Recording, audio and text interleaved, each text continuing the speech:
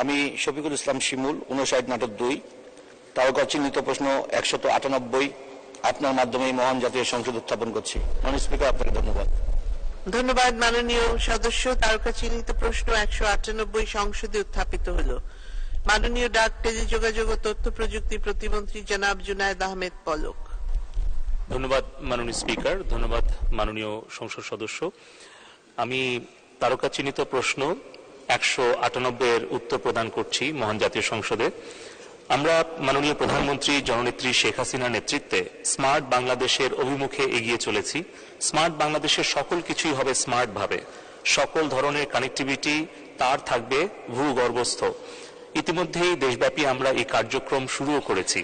ঢাকার নানান স্থান সহ বিভিন্ন জেলায় বিদ্যুতের তার ভূগর্ভে স্থাপন করার জন্য প্রকল্প গ্রহণ করা হয়েছে।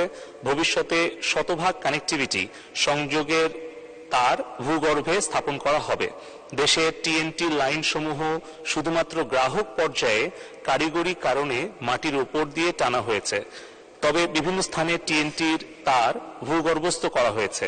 যেমন এক্সচেঞ্জ থেকে ক্যাবিনেট পর্যন্ত লাইন সমূহ মাটি নিচ দিয়ে টানা হয়েছে, তবে ভবনে ফাইবার কেবলের চ্যানেল, ইন্টারনেট সহ সকল সার্ভিস লাইনের জন্য একক ডাক্ট এর ব্যবস্থার মাধ্যমে বাংলাদেশেও উন্নত দেশের মতো টিএনটি সহ সকল ধরনের কানেক্টিভিটি সংযোগ সমূহ মাটির নিচ দিয়ে টানা সম্ভব হবে। সব ধরনের তার ভূগর্ভস্থ রাখার পরিকল্পনা সরকারের রয়েছে। ভবিষ্যতে সেটা বাস্তবায়ন করা হবে। ধন্যবাদ মাননীয় স্পিকার। ধন্যবাদ মাননীয় মন্ত্রী। মাননীয় সদস্য জনাব শফিকুল ইসলাম শিমুল, সম্পূরক প্রশ্ন করুন। মাননীয় স্পিকার, আপনাকে ধন্যবাদ। আমি ধন্যবাদ জানাই মাননীয় মন্ত্রী মহোদয়কে, তিনি চমৎকারভাবে আমার প্রশ্নের উত্তর প্রদান করেছেন। মাননীয় প্রতিমন্ত্রী মহোদয়ের কাছে আমার প্রশ্ন, আমার নির্বাচনী এলাকা নাটোর সদরে একটি অত্যাধুনিক পোস্ট অফিসের ভবন নির্মাণ করা হয়েছে। ইতিমধ্যে যা কাজ প্রায় সমাপ্ত হয়েছে। মাননীয় মন্ত্রী মহোদয়, মাননীয় প্রধানমন্ত্রীকে দিয়ে আবার এই ভবনটি উদ্বোধন করা হবে কিনা? মাননীয় স্পিকার, আপনাকে ধন্যবাদ। ধন্যবাদ মাননীয় সদস্য। মাননীয় মন্ত্রী। ধন্যবাদ মাননীয় স্পিকার। মাননীয় স্পিকার, আমাদের ডাক বিভাগ অনেক ঐতিহ্যবাহী একটি প্রতিষ্ঠান।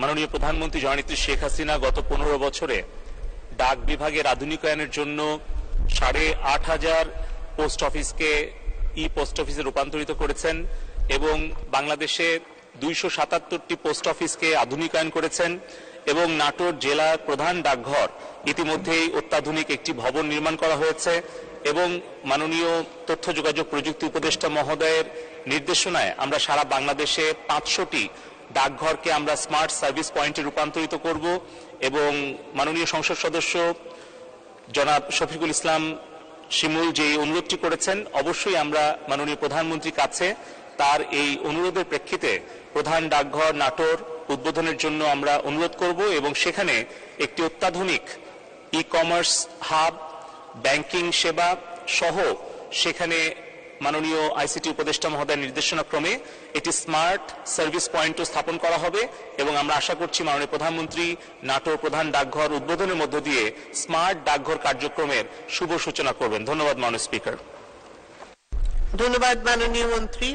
মাননীয় সদস্য জনাব আবু সালেহ মোহাম্মদ নাজমুল হক, মেহেরপুর 2, সম্পূরক প্রশ্ন করুন।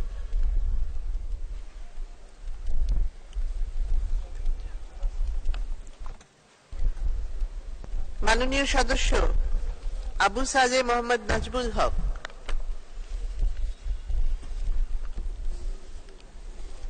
আপনি সঠিক সিটে বসেছেন?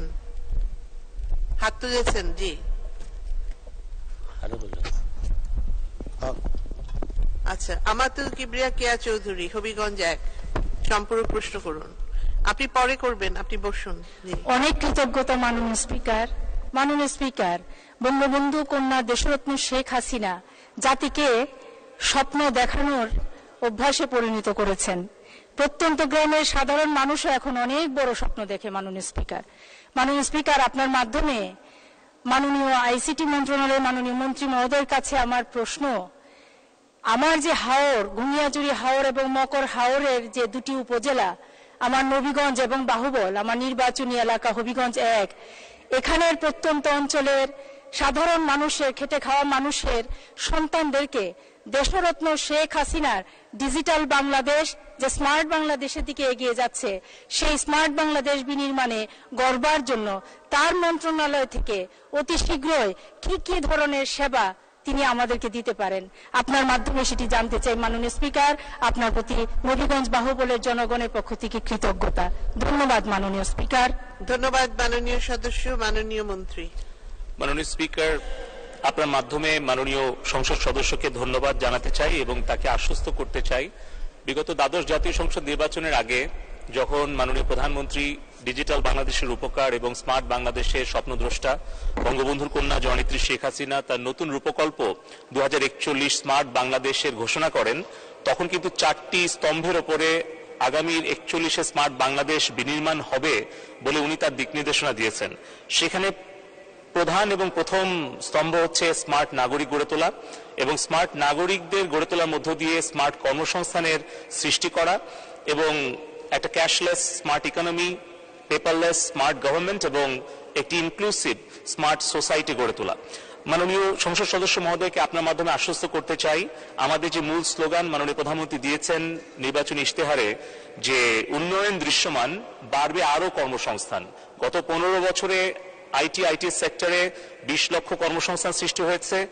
আগামী 17 বছরে কিভাবে আরো কর্মসংস্থান তৈরি করা হবে তার জন্য মাননীয় আইসিটি উপদেষ্টা, ডিজিটাল বাংলাদেশ আর্কিটেক্ট সজীব ওয়াজিদ জয়ের নির্দেশনায় আমরা সারা বাংলাদেশে 555টি আমরা জয় সার্ভিস ইমপ্লয়মেন্ট ট্রেনিং সেন্টার স্থাপন করছি। ইতিমধ্যে 243টির টেন্ডার হয়ে গেছে এবং যেখানে উনার যে দুটি উপজেলা অর্থাৎ যেটা বাহুবল এবং নবীগঞ্জ, এই দুটি উপজেলায় দুটো প্রায় 5 কোটি টাকা ব্যয়ে 10,000 স্কয়ার ফিট বিশিষ্ট একটি সার্ভিস ইমপ্লয়মেন্ট ট্রেনিং সেন্টার স্থাপনের কাজ চলছে।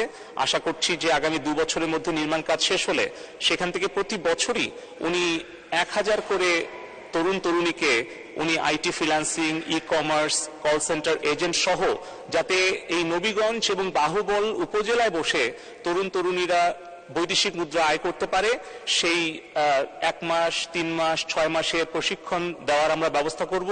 এবং ইতিমধ্যে এই দুটি উপজেলা আমরা Sheikh Russel digital computer lab স্থাপন করেছি, আমাদের প্রত্যেকটি ইউনিয়নে ফাইবার অপটিক্যাল কেবল আমরা পৌঁছে দিয়েছি এবং আশা করছি যে আগামী 2 বছরের মধ্যে এই দুটি উপজেলায় এই দুটি কর্মসংস্থান সৃষ্টির আমরা সুযোগ তৈরি করতে পারবো। ধন্যবাদ মাননীয় স্পিকার। ধন্যবাদ মাননীয় মন্ত্রী। মাননীয় সদস্য রণজিৎ চন্দ্র সরকার, সুনামগঞ্জ 1। আপনি ভুল আসনে বসেছিলেন। জি, এখন প্রশ্ন করুন সম্পূরক। ধন্যবাদ মাননীয় স্পিকার। আমি দুঃখিত, আসলে আমি পাশের সিটটিতে বসেছিলাম।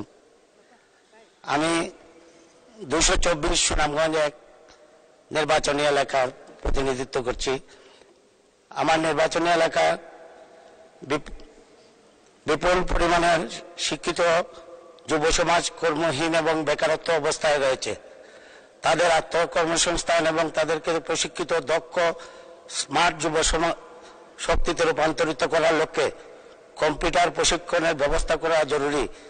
আমরা যদি যুব সমাজকে শিক্ষিত দক্ষ স্মার্ট যুব শক্তিতে গড়ে তুলতে পারি, তাহলে পরেই জাতির পিতা বঙ্গবন্ধুর কন্যা মাননীয় প্রধানমন্ত্রী জননেত্রী শেখ হাসিনার ভিশন 41 যে স্মার্ট বাংলাদেশ বিনির্মাণের অগ্রযাত্রায় ভূমিকা রাখতে পারবো। আমার প্রশ্নটি হচ্ছে মাননীয় তথ্য প্রযুক্তি মন্ত্রণালয়ের মন্ত্রী মহোদয়ের কাছে, যে আমার নির্বাচনী এলাকায় 4টি উপজেলা নিয়ে গঠিত, সেখানে একটি করে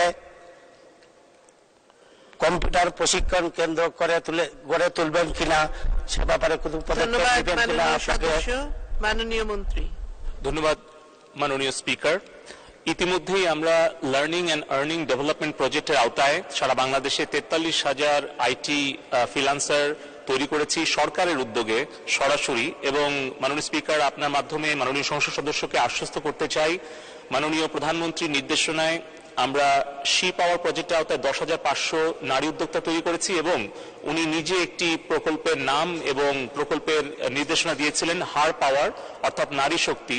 সেই প্রকল্পের আওতায় 25,125 জন নারী উদ্যোক্তা তৈরি করা হয়েছে ই কমার্স, আইটি ফ্রিল্যান্সিং এবং আপনার কল সেন্টার এজেন্ট এবং সার্ভিস ইঞ্জিনিয়ারিং এরিয়াতে মাননীয় স্পিকার আপনি নিজেও রংপুর বিভাগের প্রায় 2000 নারী উদ্যোক্তাকে আপনি প্রশিক্ষণ শেষে আপনার নিজের হাতে আপনি ল্যাপটপ প্রদান করেছেন। এটি আমরা আরো সম্প্রসারিত করব। মাননীয় সংসদ সদস্যকে আপনার মাধ্যমে আশ্বস্ত করতে চাই, ওনার 4টি উপজেলায় আমরা হার পাওয়ারের পরবর্তী প্রকল্পে অন্তর্ভুক্ত করব এবং আমাদের জয়সেট সেন্টার আমরা 4টি উপজেলায় স্থাপন করব। পাশাপাশি আরেকটি নতুন প্রকল্প আমরা হাতে নিচ্ছি, 500টি উপজেলায় আমরা অন্ততপক্ষে আমরা 100 থেকে 500 উপজেলার জনসংখ্যা এবং ছাত্রছাত্রীদের সংখ্যার বিবেচনায় আমরা এটা নির্ধারণ করছি, যেটা হবে smart employment and entrepreneurship development project. মাননীয় প্রধানমন্ত্রী গত বছর স্টার্ট আপ বাংলাদেশ সামিটে উনি আমাদেরকে নির্দেশনা দিয়েছেন যে শুধুমাত্র ঢাকা কিংবা বিভাগীয় শহর কেন্দ্রিক নয়, সারা বাংলাদেশে এই স্টার্ট আপ কালচারটা ছড়িয়ে দিতে হবে। যেভাবে আমাদের centre for research and information CRI এর উদ্যোগে আমরা সারা বাংলাদেশের ইয়াং বাংলা অ্যাওয়ার্ড দিয়ে থাকি, সেখান থেকে আমরা অনেক তরুণ উদ্যোক্তা দেখতে পাই। মাননীয় প্রধানমন্ত্রীর নির্দেশনায় আমরা 500টি উপজেলা সহ 4500 ইউনিয়নেই যাতে একটা এন্টারপ্রেনিউরিয়াল সাপ্লাই চেইন তৈরি হয়, যাতে একটা স্টার্ট আপ কালচার তৈরি হয়, যাতে আমাদের তরুণ তরুণীরা শহরমুখী না হয়, বিদেশমুখী না হয়, শুধুমাত্র উচ্চশিক্ষামুখী বা সনদমুখী না হয়েও তারা যাতে কর্মমুখী শিক্ষায় শিক্ষিত হয়ে আত্মকর্মসংস্থানের ব্যবস্থা করতে পারে, তার জন্য আমাদের একটা সুনির্দিষ্ট পরিকল্পনা আছে এবং সেটি মাননীয় সংসদ সদস্য মহোদয় নির্বাচনী এলাকায় অবশ্যই বাস্তবায়ন করা হবে। ধন্যবাদ মাননীয় স্পিকার। ধন্যবাদ মাননীয় মন্ত্রী। তারকা চিহ্নিত প্রশ্ন 199, মাননীয় সদস্য আব্দুল্লাহ নাহিদ নিগার, গাইবান্ধা 1, আপনি উত্থাপন করুন। ধন্যবাদ মাননীয় স্পিকার। আমি আব্দুল্লাহ নাহিদ নিগার, 29 গাইবান্ধা 1, তারকা চিহ্নিত প্রশ্ন 199 আপনার অনুমতিক্রমে মহান সংসদে উত্থাপন করলাম। ধন্যবাদ মাননীয় স্পিকার। ধন্যবাদ মাননীয় সদস্য। তারকা চিহ্নিত প্রশ্ন 199 সংসদে উত্থাপিত হল। মাননীয় অর্থমন্ত্রীর পক্ষে মাননীয় অর্থ প্রতিমন্ত্রী ওয়াসিকা আয়েশা খান। আসসালামু আলাইকুম ওয়া রাহমাতুল্লাহি ওয়া বারাকাতুহু। ধন্যবাদ মাননীয় স্পিকার। মাননীয় সংসদ সদস্যকে ধন্যবাদ জানাচ্ছি খুবই গুরুত্বপূর্ণ একটি প্রশ্ন উত্থাপনের জন্য। মাননীয় অর্থমন্ত্রীর পক্ষে আমি ওয়াসিকা আয়েশা খান, অর্থ প্রতিমন্ত্রী, জবাব দিচ্ছি। মূল্যস্ফীতি নিয়ন্ত্রণ ও টাকার বিনিময় হারে স্থিতিশীলতা আনার জন্য বাংলাদেশ ব্যাংক অর্থবছর 2024 এ সংকোচনমূলক মুদ্রানীতি গ্রহণ করেছে। উল্লেখ্য, মুদ্রার ট্রান্সমিশন চ্যানেল আরো শক্তিশালী করার লক্ষ্যে 1 জুলাই 2023 হতে বাংলাদেশ ব্যাংক মুদ্রানীতির কাঠামোয় আর্থিক টার্গেটিং থেকে সুদহার টার্গেটিং এ স্থানান্তরিত হয়েছিল। চলতি অর্থবছরের অক্টোবর 2023-এ পয়েন্ট টু পয়েন্ট ভিত্তিক মূল্যস্ফীতি সর্বোচ্চ 9.93% হয়েছিল, যা সর্বশেষ মার্চ 2024 শেষে 9.81% দাঁড়ায়। মূল্যস্ফীতির পাশাপাশি লেনদেন ভারসাম্য পরিস্থিতির উন্নয়ন ও বৈদেশিক মুদ্রার বিনিময় হার স্থিতিশীল রাখতে বাংলাদেশ ব্যাংক ইতোমধ্যে বিভিন্ন পদক্ষেপ গ্রহণ করেছে, যা সংক্ষেপে তুলে ধরা হচ্ছে। নীতি সুদহার করিডোর প্রবর্তনের মাধ্যমে ওভারনাইট রেপো সুদহারকে নীতি সুদহার হিসেবে বিবেচনা করে তা বিদ্যমান 6% থেকে ক্রমান্বয়ে বৃদ্ধি করে সর্বশেষ 8% পুনর্নির্ধারণ করা হয়, যা 21 জানুয়ারি 2024 তারিখ হতে কার্যকর রয়েছে। 1 জুলাই 2023 থেকে স্পেশাল রেপো সুদহারকে নীতি সুদহার করিডোরের ঊর্ধ্বসীমা, যা স্ট্যান্ডিং লেন্ডিং ফ্যাসিলিটি সুদহার হিসেবে অভিহিত করা হয়, তা বিদ্যমান 9% হতে 50 বেসিস পয়েন্ট হ্রাস করে 8.5% নির্ধারণ করা হয়েছিল। পরবর্তীতে তা পর্যায়ক্রমে পরিবর্তন করে সর্বশেষ 9.5% পুনর্নির্ধারণ করা হয়, যা 21 জানুয়ারি 2024 তারিখ হতে কার্যকর রয়েছে। 1 জুলাই 2023 তারিখ হতে রিভার্স রেপো সুদহারকে নীতি সুদহার করিডোরের নিম্নসীমা, যা স্ট্যান্ডিং ডিপোজিট ফ্যাসিলিটি সুদহার হিসেবে অভিহিত হয়, তা বিদ্যমান 4.25% হতে পর্যায়ক্রমে পরিবর্তন করে সর্বশেষ 6.5% পুনর্নির্ধারণ করা হয়, যা 21 জানুয়ারি 2024 থেকে কার্যকর রয়েছে। নীতি সুদহার করিডোর +-200 বেসিস পয়েন্ট কমিয়ে +-150 150 বেসিস পয়েন্ট করা হয়েছে। 2003 সাল থেকে বাংলাদেশে ফ্লোটিং এক্সচেঞ্জ রেট পদ্ধতি চলমান রয়েছে। এক্ষেত্রে এদেশে কার্যরত বাণিজ্যিক ব্যাংকসমূহ মূলত নিজ চাহিদা ও যোগানের ভিত্তিতে বিনিময় হার নির্ধারণ করে থাকে এবং এই বিষয়ে ব্যাংকসমূহের সংগঠন Bangladesh foreign exchange dealers association তার ওয়েবসাইটে নিয়মিত প্রকাশ করে। কোন বাণিজ্যিক ব্যাংক তাদের ঘোষিত বিনিময় হারের বাইরে লেনদেন করছে কিনা বাংলাদেশ ব্যাংক কর্তৃক তা নিয়মিত তদারকি অব্যাহত রয়েছে। এছাড়া টাকা ডলার বিনিময় হারের স্থিতিশীলতা আনয়নের জন্য বিনিময় হার ব্যবস্থায় ক্রলিং পেগ সিস্টেম রিসেন্টলি চালু করা হয়েছে। বাণিজ্যিক ব্যাংকের প্রয়োজন অনুযায়ী দেশীয় মুদ্রা এবং বৈদেশিক মুদ্রার সরবরাহ নিশ্চিতকরণের জন্য বাংলাদেশ ব্যাংক কারেন্সি সোয়াপ ব্যবস্থা প্রচলন করেছে। এছাড়া আমদানি রপ্তানির আড়ালে বৈদেশিক মুদ্রা পাচার রোধে আমদানি মূল্য পরিবীক্ষণের মাধ্যমে বৈদেশিক মুদ্রার কৃত্রিম চাহিদা হ্রাস করার কার্যক্রম চলমান রয়েছে। বৈদেশিক মুদ্রার রিজার্ভ বৃদ্ধি ও তারল্য ব্যবস্থাপনার লক্ষ্যে কারেন্সি সোয়াপ ও রেসিডেন্ট ফরেন কারেন্সি ডিপোজিট বা আরএফসিডি অ্যাকাউন্ট প্রবর্তন করা হয়েছে। কারেন্সি সোয়াপ 15 ফেব্রুয়ারি 2024 থেকে কার্যকর রয়েছে। লেনদেন ভারসাম্য পরিস্থিতি উন্নয়নের লক্ষ্যে বিলাসদ্রব্য বা অপেক্ষাকৃত কম প্রয়োজনীয় পণ্য আমদানি নিরুৎসাহিত করা হয়েছে। সরবরাহ সংকটের জন্য সৃষ্ট মূল্যস্ফীতি প্রশমিত করার জন্য অভ্যন্তরীণ উৎপাদন বাড়ানোর লক্ষ্যে অর্থনীতির অগ্রাধিকারমূলক খাতসমূহ যেমন কৃষি, সিএমএসএমই, বৃহৎ শিল্প ও সেবা খাতে প্রয়োজনীয় ঋণের যোগান অব্যাহত রাখা হয়েছে। বৈদেশিক মুদ্রার বিনিময় হার স্থিতিশীল রাখার নিমিত্তে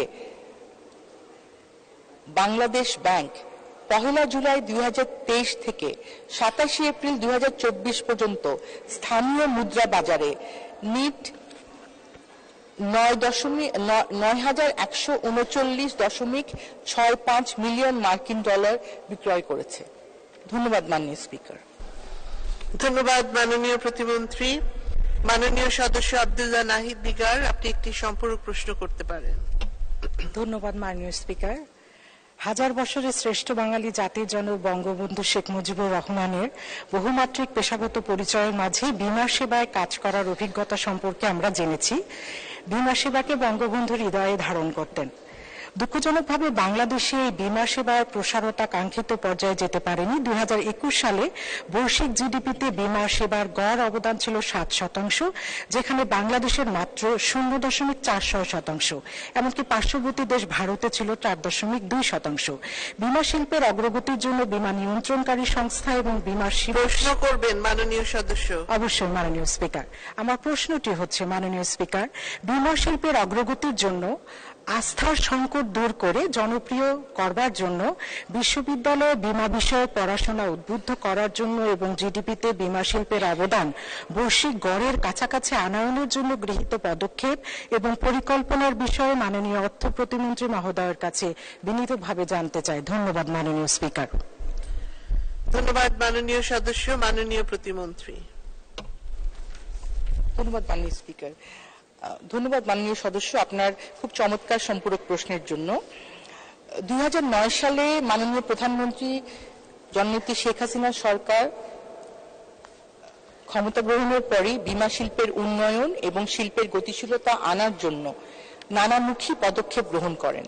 যেমন বীমা আইন 1938 পরিবর্তন করে বীমা আইন 2010 প্রবর্তন, বীমা উন্নয়ন ও নিয়ন্ত্রণ কর্তৃপক্ষ আইন 2010 প্রবর্তন। 2011 সালে বীমা খাতে শৃঙ্খলা ফিরিয়ে আনার লক্ষ্যে বীমা অধিদপ্তর বিলুপ্ত করে বীমা উন্নয়ন ও নিয়ন্ত্রণ কর্তৃপক্ষ আইডিআর এর প্রতিষ্ঠা। জাতীয় বীমা নীতি 2014 এবং বীমা কর্পোরেশন আইন 2019 প্রণয়ন। এছাড়া স্বল্পতম সময়ের মধ্যে বীমা বিধি ও প্রবিধানমালা তৈরি করা হয় এবং বীমাকে বাণিজ্য মন্ত্রণালয় থেকে অর্থ মন্ত্রণালয়ের আর্থিক প্রতিষ্ঠান বিভাগের আওতায় আনা হয়। জননেত্রী শেখ হাসিনার সরকারের এ সকল সংস্কারের ফলে বীমা শিল্পের গ্রহণযোগ্যতা এবং গুরুত্ব আগের তুলনায় বহুগুণ বৃদ্ধি পেয়েছে। দেশের বীমা খাতকে কার্যকর ও দক্ষ পরিচালনার মাধ্যমে বীমা প্রতিষ্ঠানসমূহের জন্য সহায়ক ও সুষ্ঠু পরিবেশ তৈরি, কর্মসংস্থান বৃদ্ধি, বীমার আওতা বৃদ্ধি, সামাজিক নিরাপত্তা নিশ্চিতকরণ, বীমা গ্রাহকদের স্বার্থ সংরক্ষণ করার মাধ্যমে সার্বিক অর্থনৈতিক ও সামাজিক কল্যাণ নিশ্চিত করতে বীমা উন্নয়ন ও নিয়ন্ত্রণ কর্তৃপক্ষ কাজ করছে। বীমা শিল্পের উন্নয়নে অর্থ মন্ত্রণালয় যুগোপযোগী পদক্ষেপ গ্রহণ ও বাস্তবায়নে সদাই সচেষ্ট আছে। ধন্যবাদ মাননীয় স্পিকার। ধন্যবাদ মাননীয় প্রতিমন্ত্রী। মাননীয় বিরোধী দলীয় চিফ হুইপ জনাব মোহাম্মদ মুজিবুল হক, কিশোরগঞ্জ 3। সম্পূরক প্রশ্ন করুন। মাননীয় স্পিকার, আপনাকে ধন্যবাদ। মাননীয় প্রতিমন্ত্রী, একটি দেশের অর্থনীতির প্রাণ হলো ব্যাংক খাত। আমাদের দেশে বেশ কয়েকটি প্রাইভেট ব্যাংক খুবই দুর্বল। বাংলাদেশ ব্যাংকের নির্দেশ অনুযায়ী, সিদ্ধান্ত অনুযায়ী কয়েকটি প্রাইভেট ব্যাংক অন্য কয়েকটা সবল ব্যাংকের সাথে একীভূত হওয়ার একটা সিদ্ধান্ত হয়েছিল। তার মধ্যে ন্যাশনাল ব্যাংক ছিল অন্যতম। কিন্তু হঠাৎ করে দেখলাম ন্যাশনাল ব্যাংক একীভূত হওয়ার যখন প্রক্রিয়া চলছে তখন এর মালিকানা চেঞ্জ হয়ে গেল। এই মালিকানা হঠাৎ করে কিভাবে চেঞ্জ হলো? তাহলে কি এই ব্যাংকটা এই একীভূত হওয়া থেকে কি সরে এসেছে এই সিদ্ধান্ত থেকে, কি না, আপনার কাছ থেকে জানতে চাই। ধন্যবাদ মাননীয় প্রতিমন্ত্রী। ধন্যবাদ মাননীয় স্পিকার। মাননীয় বিরোধী দলীয় মাননীয় চিফ হুইপ খুবই স্পেসিফিক প্রশ্ন করেছেন। এখন এই স্পেসিফিক প্রশ্নের জবাব দিতে গেলে আমাকে বলতে হবে যে গত 4 এপ্রিল আমরা একাদশ সংসদে আমরা ব্যাংকিং কোম্পানি রিলেটেড একটা মার্জার অ্যাকুইজিশন অ্যাক্ট আমরা পাশ করেছিলাম এবং এই বছরে 4 এপ্রিল বাংলাদেশ ব্যাংক থেকে একটি গাইডলাইন ইস্যু করা হয়েছে যে ব্যাংক দুর্বল হলে দুর্বল ব্যাংকের ক্ষেত্রে সেটা অন্য ব্যাংকের সাথে মার্জার হওয়ার জন্য কি কি পদক্ষেপ নেওয়া যেতে পারে। এটি কিন্তু একটি গাইডলাইন এবং সেই গাইডলাইন অনুযায়ী যদি কোনো ব্যাংক মনে করেন যে তারা আরেকটি ব্যাংকের সাথে মার্জ হবেন, তাদের শেয়ার হোল্ডার সেটা মনে করে, সেই ক্ষেত্রে একেবারে এজিএম থেকে শুরু করে সবকিছু করে কিন্তু এই প্রসেসটা করতে হবে। এটা এমন না যে আজকে আমি মনে করলাম ব্যাংক এর সাথে ব্যাংক বি মার্জার হবে এবং তাদেরকে আমি একসাথে করে দিলাম, এটা কিন্তু পদ্ধতিটা সেরকম না। আর আপনি মাননীয় স্পিকার, মাননীয় সদস্য একটি ব্যাংকের কথা বলেছেন যার মালিকানা চেঞ্জ হয়েছে বলতে আমি দেখলাম যে ওনাদের বোর্ড চেঞ্জ হয়েছে, বোর্ডে নতুন বোর্ড এসছে এবং নতুন বোর্ডের আগের বোর্ডে অনেকে ছিলেন একেবারে ব্যাংকের শুরুতে, সেখান থেকে মানুষরা এসছেন। তো মালিকানা চেঞ্জের বিষয়টা আসলে আমার কাছে খুব স্পষ্ট নয়। আমি এই বিষয়ে আরো বিস্তারিত জেনে মাননীয় সদস্যকে পরবর্তীতে জানাবো। ধন্যবাদ মাননীয় স্পিকার। ধন্যবাদ মাননীয় মন্ত্রী। মাননীয় সদস্য জনাব মোহাম্মদ সোহরাবউদ্দিন, কিশোরগঞ্জ 2। সম্পূরক প্রশ্ন করুন। মাননীয় স্পিকার, আপনাকে অশেষ ধন্যবাদ। মাননীয় স্পিকার, আমি বলতে চাই যে আজকে দেশের এখনো ডলার সংকট বিদ্যমান। এই ডলার সংকটের মূল কারণ হিসেবে আমি মনে করি অনেক কারণ আছে, তার মধ্যে মানি লন্ডারিং একটা বড় কারণ। দেশে প্রচুর পরিমাণ আনডিসক্লোজ মানি, অপ্রদর্শিত বৈধ টাকা আছে, কিন্তু এই টাকাকে সময় সময় সবসময় রিডিউস রেটে ট্যাক্স প্রদান করা একটা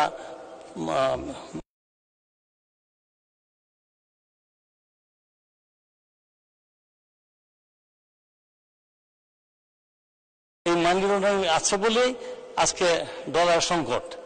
এই ডলার সংকট দূর করতে হলে আজকে দেশের অপ্রদর্শিত বৈধ আয়কে ডিসক্লোজ করতে হবে, আনডিসক্লোজ মানিকে ডিসক্লোজ করতে হবে। আমি আপনার মাধ্যমে মাননীয় অর্থ প্রতিমন্ত্রীর কাছে আমার জানার যে এই সামনে আমাদের জুনের পরে বাজেট আসবে, সেখানে অপ্রদর্শিত আয়কে প্রদর্শনের কোনো সুযোগ দেওয়া হবে কিনা দেশের অর্থনীতিকে সচল করার জন্য এবং আজকে মানি মার্কেটকে চালু করার জন্য, এমনকি ডলার সংকট দূর করার জন্য আনডিসক্লোজ মানিকে ডিসক্লোজ করার ধন্যবাদ। রিডিউস রেটে করবেন কিনা। ধন্যবাদ মাননীয় সদস্য। মাননীয় প্রতিমন্ত্রী। ধন্যবাদ মাননীয় স্পিকার। মাননীয় সদস্যকে ধন্যবাদ, খুব গুরুত্বপূর্ণ একটি প্রশ্ন করেছেন।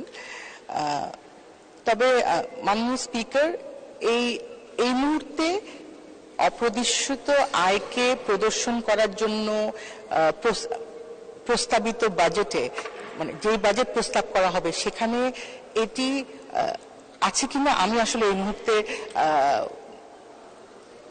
বলতে পারছি না, মানে বলা সম্ভব নয়। কারণ এটা তো আমাদের বাজেট প্রস্তাবনা আসবে, সেটি এখনো ফাইনালাইজ হচ্ছে এবং এর আগের বাজেটগুলোতে এই ধরনের সুযোগ থাকলে, যেই বাজেট আসছে আমাদের জন্য সেটার মধ্যে এই ধরনের সুযোগ থাকার যথেষ্ট সম্ভাবনা আছে। ধন্যবাদ মাননীয় স্পিকার।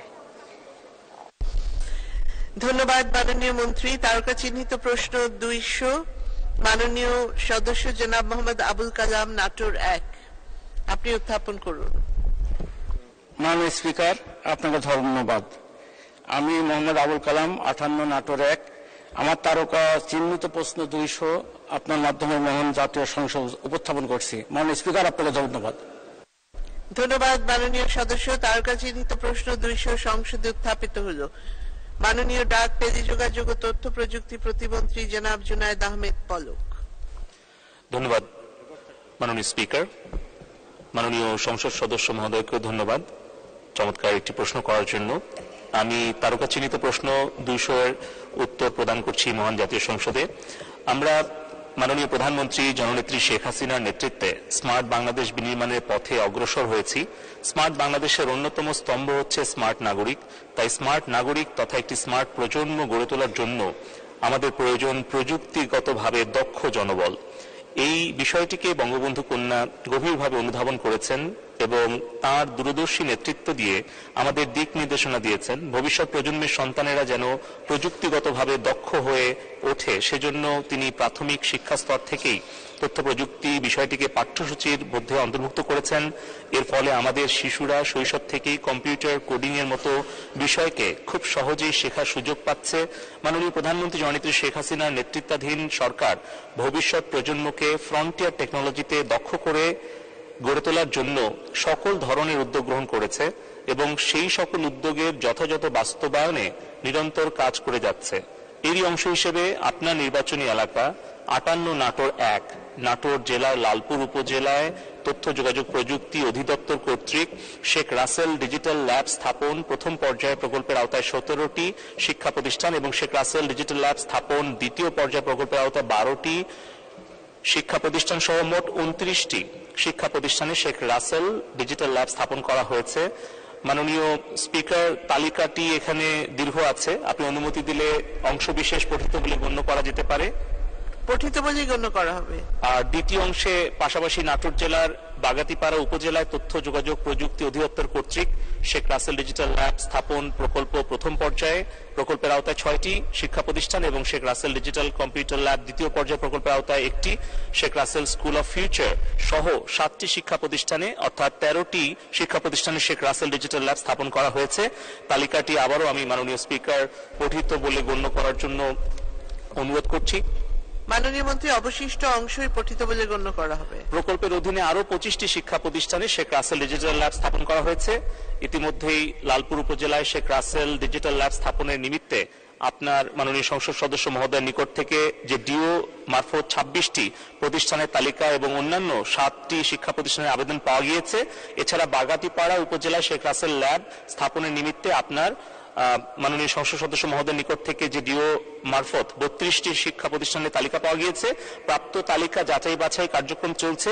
যাচাই বাছাই শেষে কম্পিউটার ল্যাব স্থাপনের পরবর্তী কার্যক্রম শুরু করা হবে। ধন্যবাদ মাননীয় স্পিকার। ধন্যবাদ মাননীয় প্রতিমন্ত্রী। মাননীয় সদস্য জনাব মোহাম্মদ আবুল কালাম, একটি সম্পূরক প্রশ্ন করুন। মাননীয় স্পিকার, আপনাকে ধন্যবাদ। মাননীয় স্পিকার, আমাদের মাননীয় প্রধানমন্ত্রীর সুযোগ্য সন্তান, উপদেষ্টা, তথ্য উপদেষ্টা, তার নেতৃত্বে, তার হাত ধরে আমাদেরও নাটোরের সুযোগ্য সন্তান মাননীয় মন্ত্রী মহোদয় কাজ করে যাচ্ছেন। গোটা বাংলাদেশকে বিশ্বের দরবারে একটি ডিজিটাল থেকে স্মার্ট বাংলাদেশে নিয়ে যাচ্ছেন।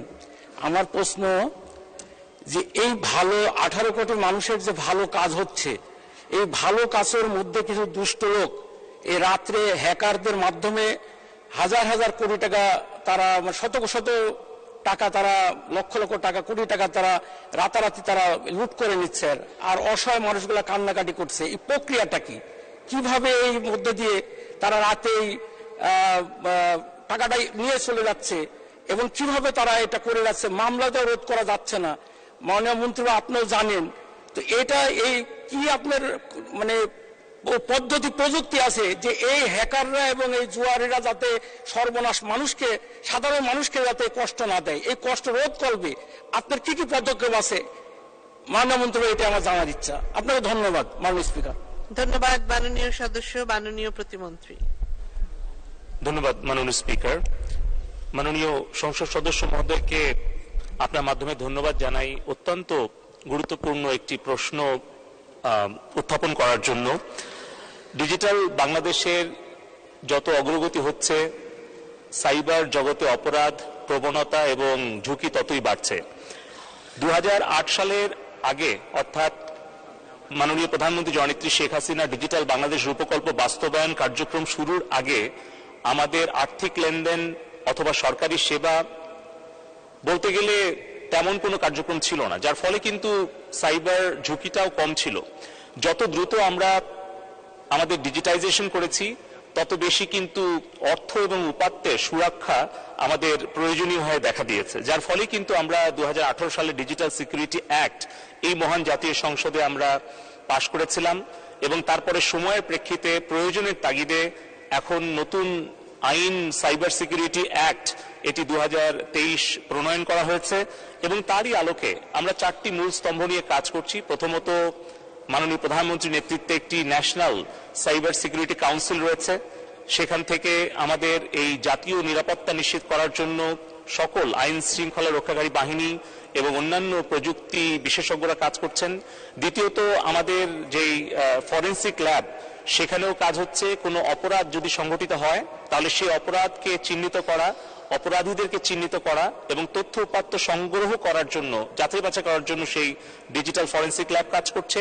আমাদের সাইবার রেসপন্স টিম আমাদের কাউন্টার টেরোরিজম এবং ইন্টেলিজেন্স এজেন্সি সহ অন্যান্য সংস্থার সাথে সমন্বয়ের ভিত্তিতে কাজ করছে। ইতিমধ্যে আমরা 23,000 এই ধরনের জুয়ার সাইট, পর্নোগ্রাফি সাইট, এই ধরনের অপরাধমূলক কার্যক্রমে যে সকল প্ল্যাটফর্মগুলো যুক্ত ছিল সেগুলোকে আমরা ব্লক করেছি এবং প্রতিনিয়ত প্রতিদিন আমরা 24 ঘন্টা কিন্তু আমাদের বেশ কয়েকটি টিম কাজ করছে। ফলে আমরা অনেক অপরাধ প্রতিরোধ করতে পারছি, কিন্তু এটা চলমান প্রক্রিয়া, এটা চলমান থাকবে। আমরা সেই ক্ষেত্রে আমাদের যেই 333 একটা কল সেন্টার আছে, সেখানে আমরা দেশবাসীকে অনুরোধ করব তারা যেন ফোন করে তাদের কোনো তথ্য উপাত্ত প্রয়োজন হলে বা কোনো উপদেশের প্রয়োজন হলে অভিযোগ জানাতে গেলে তারা করতে পারেন। 999 আছেন, যেখানে পুলিশকে তারা অভিযোগটা জানাতে পারেন। এবং পাশাপাশি আমাদের একটা digital-literacy.gov.bd ওয়েবসাইট আছে, যেখান থেকে প্রায় 10 লাখের উপরে ছাত্রছাত্রী তারা প্রশিক্ষণ শেষে ডিজিটাল সার্টিফিকেট পেয়েছে। আমরা সকল নাগরিককে অনুরোধ করব digital-literacy.gov.bd ওয়েবসাইটটি ভিজিট করার জন্য, যাতে করে তাদের মধ্যে একটা সচেতনতা তৈরি হয়। দ্বিতীয়ত, আমরা প্রযুক্তিগত অনেক প্রতিরোধমূলক ব্যবস্থা গ্রহণ করছি, সাথে কঠোর আইনের প্রয়োগ করার ব্যবস্থা করছি এবং আন্তর্জাতিকভাবে বিভিন্ন সংস্থার সাথে যোগাযোগ করছি যেন আমাদের অর্থ এবং উপাত্ত আমরা সুরক্ষিত রাখতে পারি। এবং আমরা নতুন আরেকটি আইন প্রণয়নের দিকে মনোযোগী হয়েছি, যেটি হচ্ছে প্রাইভেট ডেটা প্রোটেকশন অ্যাক্ট।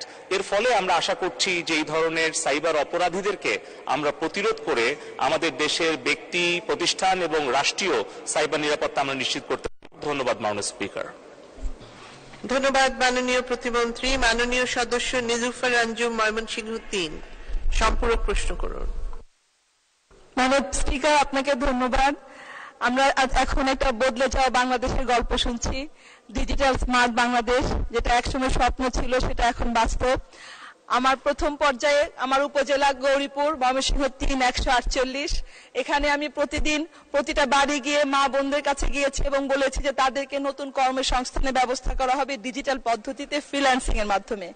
বা আমাদের গৌরীপুর কৃষি কাজে নির্ভরশীল এবং এখানে শিল্প কারখানা নেই, কাজ করার সুযোগ সুবিধা খুবই কম। সেখানে প্রথম পর্যায়ে মাননীয় মন্ত্রী মহোদয় আমাকে 7টি উপজেলার মধ্যে আমার উপজেলাকে অন্তর্ভুক্ত করেছেন ফ্রিল্যান্সিং এর জন্য, ট্রেনিং এর ব্যবস্থা করার জন্য 35 দিন ব্যাপী। ধন্যবাদ। আমার প্রশ্ন হচ্ছে এই যে ট্রেনিং এর ব্যবস্থা করা হয়েছে, এখানে যে যারা ট্রেনিং নিবে তাদেরকে ভাতা বা এই ধরনের মানে টিএডিএ যেটাকে বলে ছোট করে দেওয়া এবং ট্রেনিং শেষে তাদের হাতে কোনো ল্যাপটপ দেওয়ার ব্যবস্থা করা হবে কিনা, যার মাধ্যমে তারা নিজেরা কিছু করে উপার্জন করতে পারবে। মাননীয় স্পিকার, আপনাকে ধন্যবাদ। ধন্যবাদ মাননীয় সদস্য। মাননীয় প্রতিমন্ত্রী। ধন্যবাদ মাননীয় স্পিকার। মাননীয় স্পিকার, আপনার মাধ্যমে মাননীয় সংসদ সদস্যকে আশ্বস্ত করতে চাই যে প্রাথমিকভাবে একটা পাইলট প্রজেক্টের আওতায় উনার গৌরীপুর উপজেলাকে অন্তর্ভুক্ত করা হয়েছে, যেখানে 100 জন কর্মসংস্থান সৃষ্টি করার উদ্যোগ নেওয়া হয়েছে। 35 দিন ব্যাপী একটি প্রশিক্ষণ। আমরা আশা করছি যে সেই প্রশিক্ষণ থেকে আমাদের তরুণ তরুণীরা উপকৃত হবে এবং আত্মকর্মসংস্থানের স্মার্ট কর্মসংস্থান ব্যবস্থা করতে পারবে। তবে আমি এটুকু জানাতে চাই যে আসলে প্রশিক্ষণটা দেওয়া হচ্ছে বিনামূল্যে, কিন্তু প্রশিক্ষণ যারা নিতে আসবেন তাদের যাতায়াত বা কোনো খরচ আমরা দিতে চাই না, কারণ এ ধরনের একটি প্রশিক্ষণ নিতে গেলে মাসে 10 থেকে 15 হাজার টাকা কিন্তু কোনো একটা বেসরকারি প্রতিষ্ঠানকে দিতে হতো। কিন্তু যেই পরিমাণ অর্থটা সরকার বিনিয়োগ করছে তাদের কর্মসংস্থান সৃষ্টির জন্য, তাদের দক্ষতা বৃদ্ধির জন্য, আমরা দেখেছি যে কোনো প্রশিক্ষণ কর্মসূচি বা প্রকল্পে যখন হাজিরার জন্য 100 বা 500 টাকা দেওয়া হয়, তখন কিন্তু প্রশিক্ষণের থেকে সেই ভাতা নেওয়ার জন্যই তরুণ তরুণীরা বেশি আকৃষ্ট হয়। এই অভিজ্ঞতা থেকেই আমরা আমাদের তথ্য যোগাযোগ প্রযুক্তি বিভাগের প্রত্যেকটি প্রশিক্ষণ কর্মসূচিতে আমরা আসলে হাজিরা ভাতাটা আমরা বন্ধ করে দিয়েছি। বরঞ্চ উনি যে প্রস্তাবটি দিয়েছেন যে প্রশিক্ষণ শেষে একটা পরীক্ষা হবে, সেই যাচাই বাছাই এবং পরীক্ষা অন্তে যদি দেখা যায় যে একজন ফ্রিল্যান্সার ছেলে বা মেয়ে সে আসলে তার দক্ষতাটা ভালোভাবে অর্জন করতে পেরেছে, নিয়মিত সে প্রশিক্ষণে অংশ নিয়েছে, তাহলে তারপরে তাকে একটা করে ল্যাপটপ প্রদান করা হবে। তবে সেটা প্রশিক্ষণ শেষে পরীক্ষা পূর্বক। আমার মনে হয় সকল মাননীয় সংসদ সদস্য যদি আমাদের প্রশিক্ষণ কর্মসূচি এবং প্রকল্পগুলো যদি একটু তারা মনোযোগ দিয়ে দেখাশোনা করেন এবং স্থানীয়ভাবে যদি শিক্ষক এবং আমাদের যারা কর্মকর্তা আছেন তারা যদি দেখেন, তাহলে কিন্তু আমরা সঠিকভাবে এই প্রশিক্ষণ কর্মসূচিগুলো কাজে লাগাতে পারবো। এবং ভবিষ্যতেও কিন্তু আমরা উনার উপজেলা একটি জয় service employment and training center আমরা স্থাপন করবো স্থায়ীভাবে, যাতে সেখান থেকে আরো হাজার হাজার তরুণ তরুণীর আত্মকর্মসংস্থানের ব্যবস্থা আমরা করতে পারি। ধন্যবাদ মাননীয় স্পিকার। ধন্যবাদ মাননীয় মন্ত্রী। মাননীয় সদস্য জনাব মোহাম্মদ সাইফুল ইসলাম, ঢাকা 19, সম্পূরক প্রশ্ন করুন। মাননীয় স্পিকার, আপনাকে ধন্যবাদ।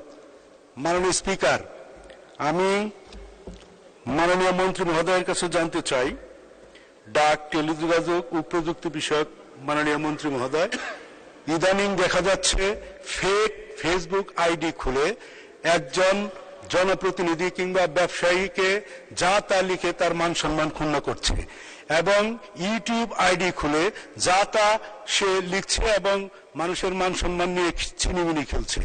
এখন আপনার মন্ত্রণালয় থেকে এই সমস্ত ফেক আইডি যাতে কেউ খুলতে না পারে এবং ইউটিউবে যা তা যদি যাতে কেউ লিখতে না পারে, এ ব্যাপারে আপনার কোনো পদক্ষেপ আছে কিনা? ধন্যবাদ মাননীয় স্পিকার। ধন্যবাদ মাননীয় সদস্য। মাননীয় প্রতিমন্ত্রী। ধন্যবাদ মাননীয় স্পিকার। মাননীয় স্পিকার, আপনার মাধ্যমে মাননীয় সংসদ সদস্যকে ধন্যবাদ জানাই। এটি শুধু বাংলাদেশের নয়, সারা বিশ্বের প্রত্যেকটি দেশেরই সমস্যা, যেখানে এই সোশ্যাল মিডিয়া, নিউ মিডিয়াতে এই ধরনের মিসইনফরমেশন এবং এই ধরনের ফিশিং, মাস্কিং, এই ধরনের অপরাধ করা হচ্ছে, অপপ্রচার, গুজব ছড়িয়ে অনেকে প্রাণহানি হচ্ছে, অনেকে আত্মহত্যার পথ বেছে নিচ্ছে। আমাদের যারা মাননীয় সংসদ সদস্য বা রাজনৈতিক নেতৃত্ব আছেন তাদের বিরুদ্ধে তো অপপ্রচার হয়ই, অনেক সময় কিন্তু আমাদের ছাত্রী বোন সন্তানদের কন্যাদের তাদেরও কিন্তু অনেক ধরনের ডিপ ফেক ভিডিও কিংবা ইমেজটাকে প্রসেস করে ফটোশপে কাজ করে এমন অনেক ধরনের অপপ্রচার বা মানহানিকর আক্রমণাত্মক কন্টেন্ট সোশ্যাল মিডিয়ায় ছড়িয়ে দেওয়া হয়, যার জন্য কিন্তু অনেক ছাত্র ছাত্রী কিশোরীদেরকে জীবন পর্যন্ত দিতে হয়েছে।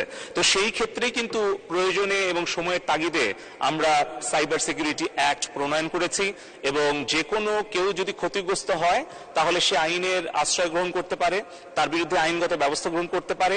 একই সাথে কিন্তু আমরা ফেসবুক, ইউটিউব, টিকটক সহ আমরা আমাদের বাংলাদেশ টেলিকমিউনিকেশন রেগুলেটরি কমিশন বিটিআরসির মাধ্যমে এই আইনের বলে আমরা প্রতিনিয়ত এই অভিযোগগুলো করে থাকি। সেই ক্ষেত্রে আমি আপনার মাধ্যমে সকল মাননীয় সংসদ সদস্য এবং যারা দায়িত্বশীল কর্মকর্তা জনপ্রতিনিধি আছেন তাদেরকে অনুরোধ করব, আপনারা যদি আমাদের কাছে আপনাদের যে নিজস্ব পেজ কিংবা ইউটিউব চ্যানেল আছে, অ্যাকাউন্ট আছে, সেটি যদি ভেরিফিকেশনের জন্য পাঠান তাহলে আমরা এটা ভেরিফাই করে দেব। তাহলে কিন্তু অন্য কোনো ফেক আইডি দিয়ে আপনার নামে কেউ অপপ্রচার করতে পারবে না। পাশাপাশি আমরা ফেসবুক, ইউটিউব সহ টিকটক, অন্যান্য সোশ্যাল মিডিয়াকে নিয়মিতভাবে অভিযোগগুলো পাঠাই, যাতে এই প্ল্যাটফর্মটা মাল্টিন্যাশনাল, তাদের কিন্তু বর্তমানে বাংলাদেশে কোনো অফিস রেজিস্ট্রেশন করা নাই। এটা আমরা বারবার বলছি, এই কারণেই কিন্তু পার্সোনাল ডেটা প্রোটেকশন অ্যাক্টটা প্রণয়নের উদ্যোগ নিয়েছি, যাতে বাংলাদেশের কোনো ব্যক্তির বা প্রতিষ্ঠানের কোনো তথ্য উপাত্ত যাতে সেই নাগরিকের অনুমতি ছাড়া কোনো প্রতিষ্ঠান যেন সে দেশের বাইরে না নিয়ে যেতে পারে এবং সে যাতে তার অনুমতি ছাড়া অপব্যবহার করতে না পারে। তো আমি আবারও অনুরোধ করব সবাইকে, তারা যেন ভেরিফাই করে নেন এবং পাশাপাশি আমাদেরকে অভিযোগ করলে আমরা এর বিরুদ্ধে শক্ত ব্যবস্থা নিব এবং তাদেরকেও বাধ্য করব যাতে তারা নিজেরাও এই ধরনের ব্যবস্থাটা গ্রহণ করে। ধন্যবাদ মাননীয় স্পিকার। ধন্যবাদ মাননীয় প্রতিমন্ত্রী। তারকা চিহ্নিত প্রশ্ন 201, মাননীয় সদস্য জনাব মোহাম্মদ সাদ্দাম হোসেন পাভেল, নীলফামারী 3, অনুপস্থিত। মাননীয় সদস্য জনাব মোহাম্মদ সাইদ খোকন, ঢাকা 6, আপনি উত্থাপন করুন তারকা চিহ্নিত প্রশ্ন 201।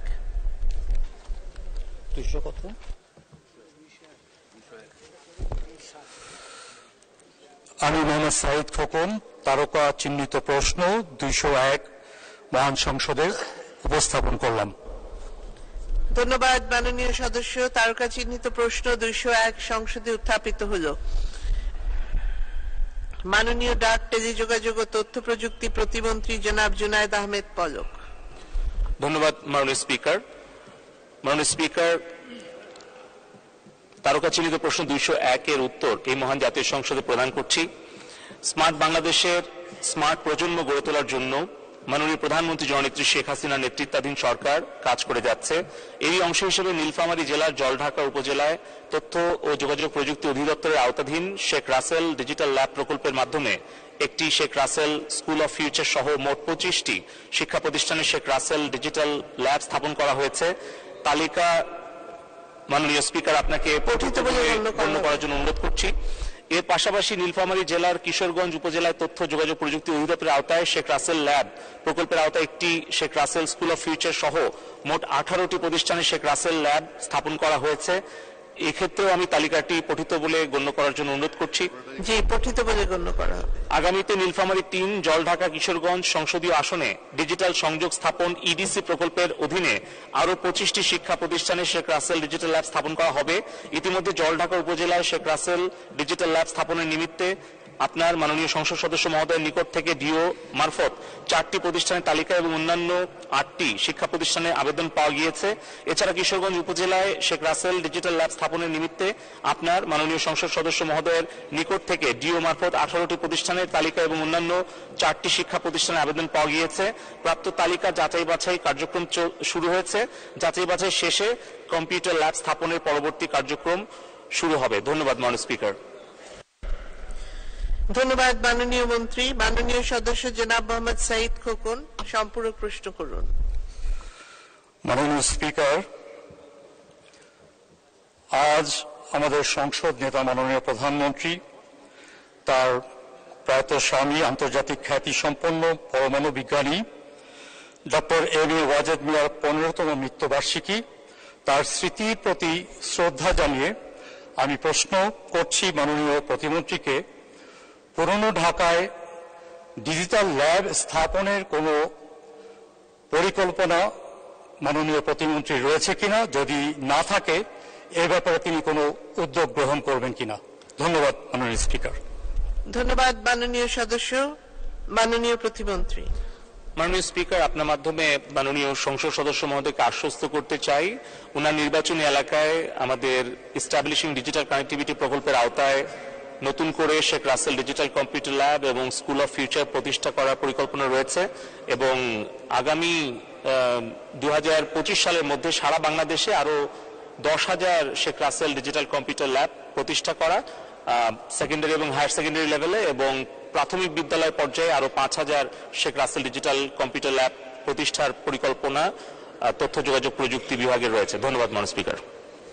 ধন্যবাদ মাননীয় প্রতিমন্ত্রী। মাননীয় সদস্য জনাব হাফিজউদ্দিন আহমেদ ঠাকুরগা 3 সম্পূরক প্রশ্ন করুন। মাননীয় স্পিকার, আপনাকে অনেক ধন্যবাদ। মাননীয় প্রতিমন্ত্রী ধন্যবাদ জানাই যে উনি দিনরাত কাজ করছেন ডিজিটাল বাংলাদেশকে বাস্তবে স্মার্ট বাংলাদেশ করবার জন্য। মাননীয় স্পিকার, আমার প্রশ্ন হল, মাননীয় প্রতিমন্ত্রী বলেছিলেন, এখনো বলেছেন যে আপনারা ডিওড্রেন্ট দিয়েছেন, সে যাচাই বাছাই হচ্ছে আজকে বলছেন, কিন্তু আমি গত পার্লামেন্টে আমি অনেক প্রশ্ন করেছিলাম যে আমরা যে 25টি ল্যাবের তালিকা দিলাম সেগুলো কি হবে। উনি বলেছিলেন যে এই জুনের মধ্যে, 24 জুনের মধ্যে 10টা কাজ শুরু হবে আর জুনের পরে বাকি 15টা হবে। মাননীয় স্পিকার, কিন্তু এই জুনের মধ্যে, জুন মাস চলে আসে, প্রায় মে মাস চলছে, এখনো কোনো ল্যাবের কাজ শুরু হয়নি আমার এলাকায়। এখানে দেখছি অনেক এলাকায় 25টি হয়ে গেছে, আমার এলাকায় এইটি হয়নি। আমি মাননীয় মন্ত্রী মহোদয়কে অনুরোধ করতে চাই যে আমার নির্বাচনী এলাকায় যে 25টি তালিকা দিয়েছি সেগুলো জুনের মধ্যে হবে কি সামনে হবে, এই বিষয়টি জানতে পারলে আমি ধন্যবাদ। মাননীয় স্পিকার, আপনাকে ধন্যবাদ। ধন্যবাদ মাননীয় সদস্য। মাননীয় মন্ত্রী। মাননীয় স্পিকার, আপনার মাধ্যমে মাননীয় সংসদ সদস্যকে অবহিত করতে চাই যে গত অর্থ বছরে অর্থ মন্ত্রণালয়ের একটা নিষেধাজ্ঞা ছিল যে নতুন কোনো গাড়ি কিংবা নতুন কম্পিউটার কেনার ব্যাপারে একটা নিষেধাজ্ঞা ছিল, যার ফলে আমরা গত অর্থ বছরে নতুন কোনো কম্পিউটার ল্যাব স্থাপন করতে পারিনি। এই অর্থ বছরে আমরা উদ্যোগ গ্রহণ করেছি, আমরা আগামী জুনের মধ্যে আমরা 2000-এর মতো আর কি কম্পিউটার ল্যাবের আমরা প্রকিউরমেন্টে কাজ করব। কিছুটা বিলম্বের জন্য আমি দুঃখ প্রকাশ করছি মাননীয় সংসদ সদস্য মহোদয়ের কাছে, তবে খুব অল্প সময়ের মধ্যে 10টা না হলেও 5টি শেখ রাসেল কম্পিউটার ল্যাব ওনার নির্বাচনী আসনে আমরা স্থাপন করতে পারবো বলে আশ্বস্ত করছি। ধন্যবাদ মাননীয় স্পিকার। ধন্যবাদ মাননীয় মন্ত্রী। মাননীয় সদস্য জনাব মোহাম্মদ মঈনুদ্দিন ব্রাহ্মণবাড়িয়া 6 সম্পূরক প্রশ্ন করুন। আপনাকে ধন্যবাদ। আজকে বাংলাদেশের বিশিষ্ট পরমাণু বিজ্ঞানী ডক্টর ওয়াজেদ মিয়ার 15তম মৃত্যুবার্ষিকী, তার স্মৃতির প্রতি শ্রদ্ধা জানিয়ে মাননীয় স্পিকার মাননীয় মন্ত্রীর কাছে একটা প্রশ্ন করতে চাই। ডক্টর ওয়াজেদ সাহেব ছিলেন ব্রিলিয়ান্ট অফ দ্য ব্রিলিয়ান্টস। তার সুযোগ্য সন্তান সজীব ওয়াজেদ জয়ের মধ্য দিয়ে বাংলাদেশ যখন ডিজিটালাইজেশন হচ্ছিল, বিরোধী দলরা তখন টন্টিং করত ডিজিটালকে নিয়ে। আজকে ডিজিটাল বাংলাদেশ একটা বাস্তবতার ব্যাপার এবং মাননীয় প্রধানমন্ত্রীর নেতৃত্বে সারা বাংলাদেশ আজকে ডিজিটাইজ হয়েছে। মাননীয় মন্ত্রীর কাছে এখন প্রশ্ন রাখতে চাই, স্মার্ট বাংলাদেশ গঠনের লক্ষ্যে মাননীয় মন্ত্রী মহোদয় সারা বাংলাদেশে smartly Sheikh Russel digital lab সারা বাংলাদেশে ডিস্ট্রিবিউশন করবে কিনা? আই মিন ইভেন্ট ডিস্ট্রিবিউশন না আন ইভেন্ট ডিস্ট্রিবিউশন হবে, মাননীয় মন্ত্রী মহোদয়ের কাছে আমি জানতে চাই। মাননীয় স্পিকার, আপনাকে ধন্যবাদ। ধন্যবাদ মাননীয় সদস্য। মাননীয় মন্ত্রী। ধন্যবাদ মাননীয় স্পিকার। মাননীয় স্পিকার, মাননীয় সংসদ সদস্য যথার্থই বলেছেন, বিশিষ্ট পরমাণু বিজ্ঞানী ডক্টর ওয়াজেদ মিয়া বাংলাদেশের জন্য বাংলাদেশের পরমাণু শক্তি কমিশন প্রতিষ্ঠা এবং বাংলাদেশে পারমাণবিক বিদ্যুৎ কেন্দ্র স্থাপনের জন্য যে অসামান্য অবদান রেখে গেছেন, তার জন্য আমরা আজকে তার বিদেহী আত্মার মাগফিরাত কামনা করি এবং বিশিষ্ট পরমাণু বিজ্ঞানী ডক্টর এম এ ওয়াজেদ মিয়ার স্মৃতি বিজড়িত তার নিজের বিভাগ, নিজের জেলা রংপুরে আমরা একটি অত্যাধুনিক doctor Wazed Miah hi tech park নির্মাণ কাজ আমরা ইতিমধ্যেই শেষ প্রান্তে চলে এসেছি এবং নাটোর জেলায় ডক্টর ওয়াজেদ মিয়া কৃষি বিশ্ববিদ্যালয় স্থাপনের জন্য মাননীয় প্রধানমন্ত্রী অনুমোদন দিয়েছেন। এটির আইন প্রণয়নেও কাজ হয়ে গেছে এবং আজকে মাননীয় স্পিকার আপনার মাধ্যমে মাননীয় সংসদ সদস্য মহোদয়কে আশ্বস্ত করতে চাই যে ওনার ব্রাহ্মণবাড়িয়া ওনার নির্বাচনী এলাকায় আমরা Sheikh Russel digital computer lab স্থাপনের উদ্যোগ গ্রহণ করেছি। পাশাপাশি সারা বাংলাদেশের ভবিষ্যৎ নাগরিকদেরকে আমরা সৃজনশীল, উদ্ভাবনী, সমস্যা সমাধানকারী চতুর্থ শিল্প বিপ্লবের সাথে খাপ খাইয়ে নেতৃত্ব দেওয়ার মতো করে স্মার্ট নাগরিক তৈরি করার জন্য আমরা প্রাথমিক, মাধ্যমিক, উচ্চ মাধ্যমিক পর্যায়ে Sheikh Russel digital computer lab স্থাপন করছি। আমরা বিশ্ববিদ্যালয় পর্যায়ে আইসিটি ইনকিউবেশন সেন্টার স্থাপন করছি। আমরা জেলা পর্যায়ে Sheikh Kamal IT training and incubation centre স্থাপন করছি এবং বিভাগ পর্যায়ে আমরা হাইটেক পার্ক নির্মাণ করছি। এভাবে কিন্তু আমরা আসলে একটি উদ্ভাবনী জাতি এবং জ্ঞানভিত্তিক অর্থনীতির দিকে এগিয়ে যাচ্ছি এবং আমার বিশ্বাস যে মাননীয় প্রধানমন্ত্রী জননেত্রী শেখ হাসিনার নেতৃত্বে আমরা দ্রুতই আমরা স্মার্ট বাংলাদেশ বিনির্মাণের পথে এগিয়ে যেতে পারবো। ধন্যবাদ মাননীয় স্পিকার। ধন্যবাদ মাননীয় মন্ত্রী। মাননীয় সদস্য সৈয়দ সাইদুল হক হবিগঞ্জ ৪ সম্পূর্ণ প্রশ্ন করুন। মাননীয় স্পিকার, মাননীয় মন্ত্রীর কাছে আমার একটি প্রশ্ন হচ্ছে গিয়ে যে আমরা ডিজিটাল বাংলাদেশে অনেক দূরে গিয়েছি। আমরা ইন্টারনেট স্পিডে আপনারা 142টি দেশের মধ্যে গত বছর 126তম ছিলাম, এরপরে আমরা আরো ডেভেলপ করে 111তে সম্ভবত আসছি। তো এই স্পিড আমাদের ইন্টারনেটের জন্য সবচেয়ে বেশি প্রয়োজন। এই স্পিড বাড়ানোর জন্য নেক্সট কি কার্যক্রম, এবং স্পিড না থাকার কারণে মাননীয় মন্ত্রী আপনারা আমাদের যে ফোন অপারেটর যাদের ফোন সিম আমরা ব্যবহার করি, তারা বিভিন্ন ধরনের এমবি বিভিন্নভাবে কেটে নেয়, এই অভিযোগগুলো আপনি জানেন। এইগুলা আমরা এন্ড ইউজার যারা, তারা ফোন কোম্পানির সাথে আমরা কুলায় উঠতে পারি না। আপনি জানেন যে এই ধরনের কোনো প্রতারণা হইলে আমরা জিডিও করতে পারি না। এই ব্যাপারে আমরা আপনার সরকার থেকে আমাদেরকে প্রোটেকশন দেওয়ার জন্য আপনাদের কোনো এক্সপার্ট প্যানেল আছে কিনা এটা একটু জানতে চাই মাননীয় মন্ত্রী। ধন্যবাদ। ধন্যবাদ মাননীয় সদস্য। মাননীয় মন্ত্রী। ধন্যবাদ মাননীয় স্পিকার। মাননীয় স্পিকার, মাননীয় সংসদ সদস্য মহোদয় 3টি বিষয়ের অবতারণা করেছেন, খুব গুরুত্বপূর্ণ। প্রথমত হচ্ছে যে আমাদের ইন্টারনেটের স্পিড।